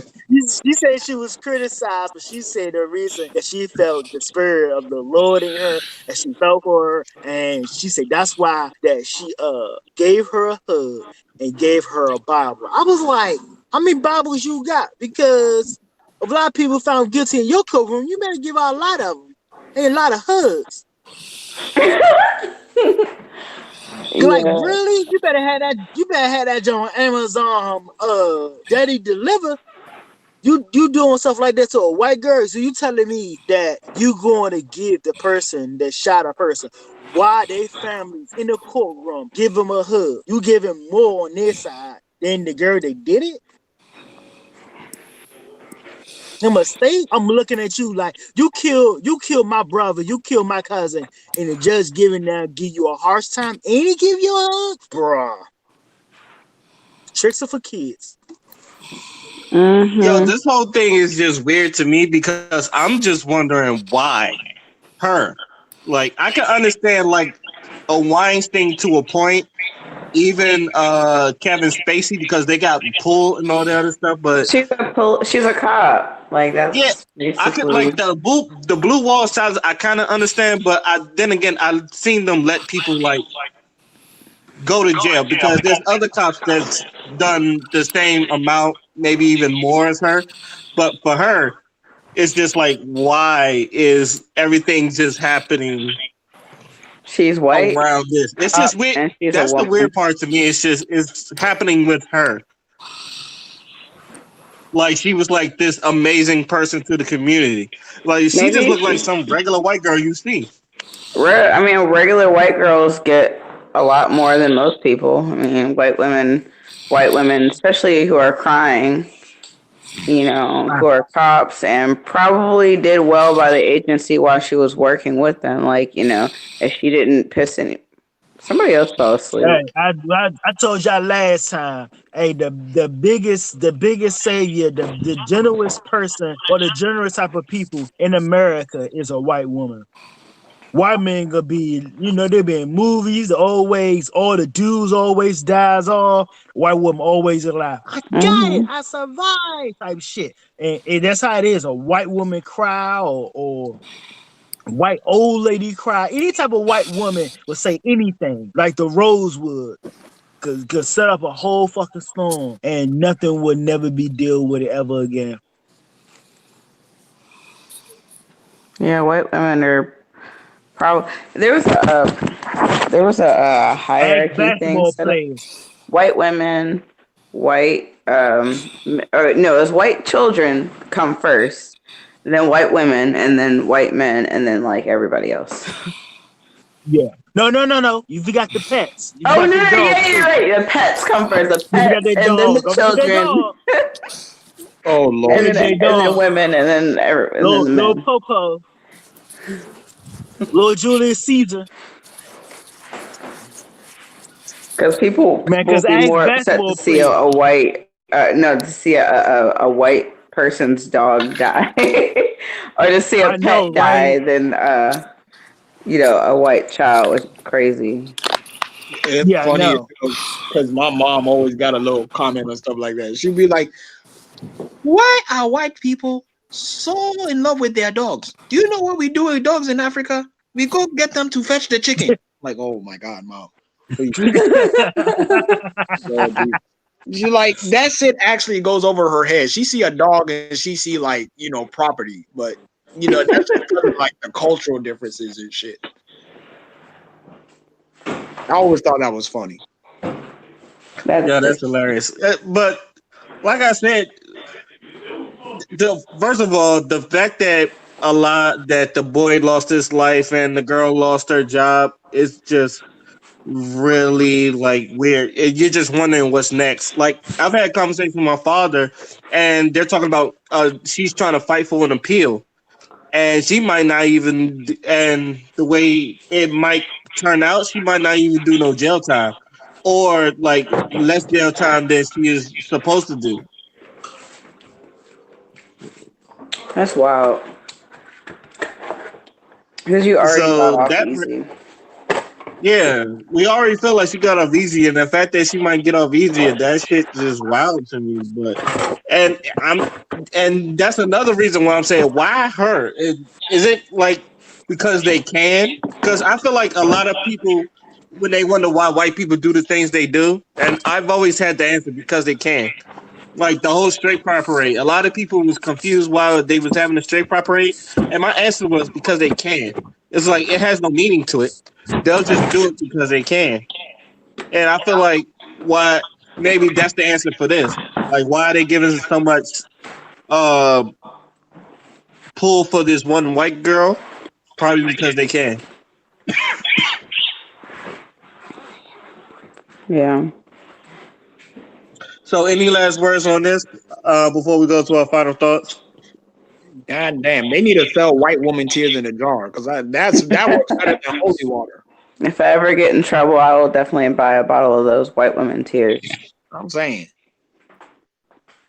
shit, let me get off for 5 years, damn Hey, imagine that was a Pokemon. That'd be a BC ass Pokemon.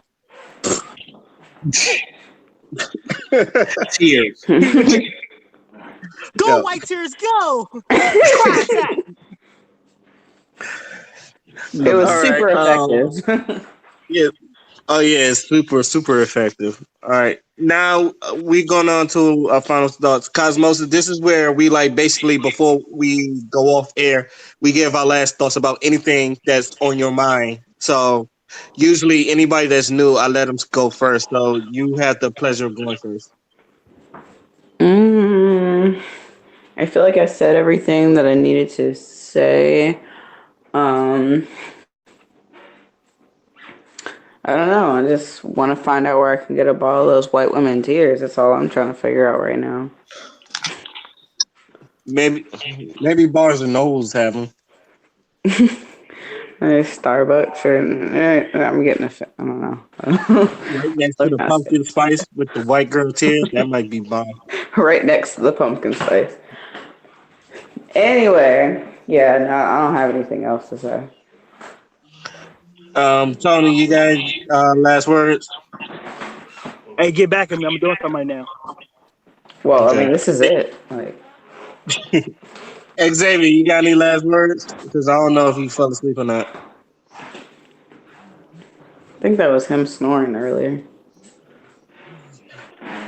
Oh yeah, I was on mute. Oops.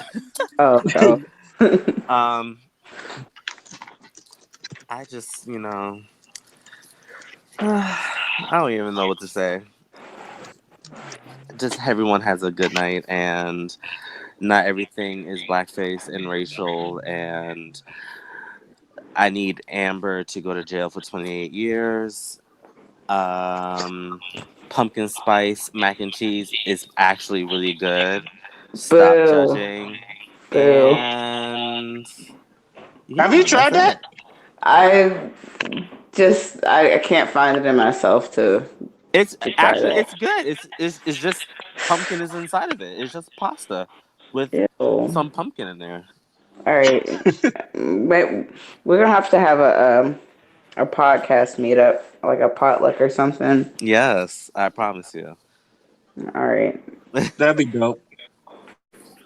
Father, you got any last words? Okay, so I don't know if y'all heard about this new show called Bob Loves Abby Sholo or whatever on CBS. I No, I I haven't just heard that. No, I haven't heard I of it. just want to. So it's a show about a Nigerian woman, and a white guy is trying to like get at her, but she don't really want him. So he's trying to like spit game or whatever, and really make sure that he's the one and shit like that. And bro, let me tell you first, and I'm not even Nigerian, but this show pisses me off for two reasons. Number one, they openly disrespect Black Americans in that show, especially Black American women. And two, there's just certain like, for lack of a better term, there's certain coonish shit that they do in the show that I just don't like. Like, first of all, okay, she's a Nigerian woman. I think she's a single mother, and also the premise of a show of a white guy trying to court her and shit like that is just it just seems real coonish.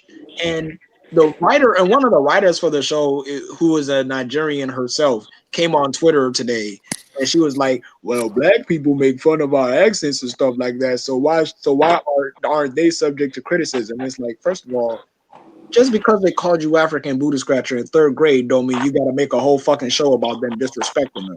That's kind of a little extreme. First of all. Second of all, you didn't even come to the U.S. You went to the U.K. from Nigeria. So that also lets me know that you don't even know what the fuck is going on in America. So why the hell do you have this show that's funded by white folks, of course, to air on CBS and disrespect black people? That I really had a motherfucking problem with that. So I saw these little clips or whatever of them just talking about, well, look here, first we marry from my tribe, then we marry from same country, other tribe, then is any other African, then is any other then is white people, and then is black Americans. And I'm like, you really think you want to air that on a on a TV show in America where there's a lot of black Americans in this country? Do you really think they're Yeah. going to hear some shit like that? Hell, motherfucking no. And they had every motherfucking right to drag her ass and all these little. Oh my god! Like it really made me upset, especially since like I'm big on unity, and me coming from African culture and me knowing like my history and stuff like that, and being born and raised in the U.S. and like I'm actually trying to help. I actually want to help black people who do want to come back home or come back and reconnect with the African roots that was taken from y'all and that y'all didn't really have a chance to really explore because as we said, it was taken away from y'all. I'm really big on that.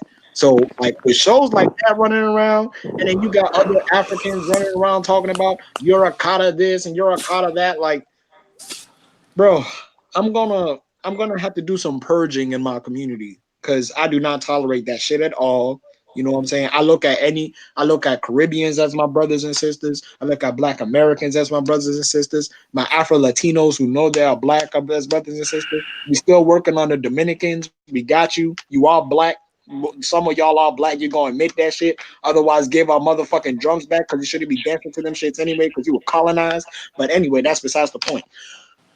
All I'm saying is we need to bring everyone together in the uniformity of blackness because we all got one common enemy. And whoever is not down with that, well, you know how Harriet Tubman dealt with you Negroes. So that's all I got to say on that. Tony, you want to go? Yeah, I'm just gonna say a couple of statements. Uh, we need a football coach, Washington Redskins. Hell in a Cell, and it was stupid. Everybody that's cooking Thanksgiving food, please start your training now because slices of cheese does not go on your macaroni and cheese. That's not how you make macaroni and cheese. I'm just saying. Use your blinker when you drive, and this motherfucker about to get a ticket.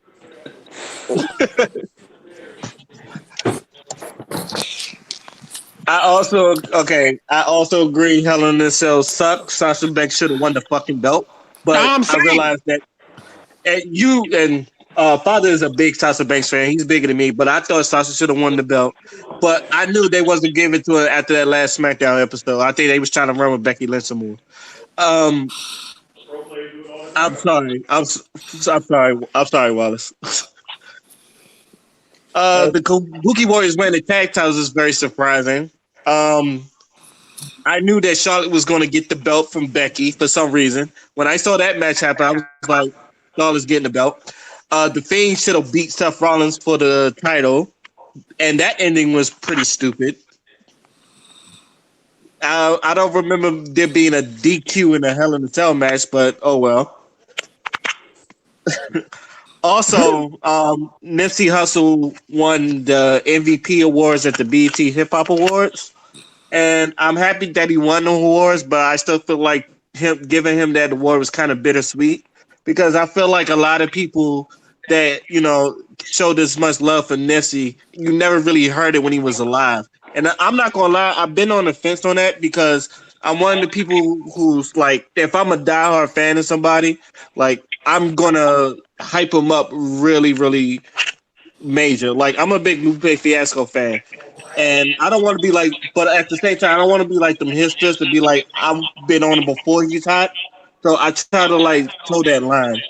But them giving Nipsey that award, it reminded me of the Biggie line, "You're nobody till somebody kills you," and the other line, old people used to say, "Don't give me them roses until I'm dead. Give it to me when I'm still here." So, with that being said, congratulations, Nipsey. May you rest in peace. But I really wish like people would show you this much love when you was alive than they are while you're deceased. So I would like to thank everybody that jumped on the podcast, especially Cosmos Jones. You did a wonderful job, but this being your first time on here. And Thank everyone else, y'all done did an extraordinary job as usual. So with that being said, I would like to thank everybody for listening to us talk our shit again. This is, you know what, let me just say podcast and signing out. Peace.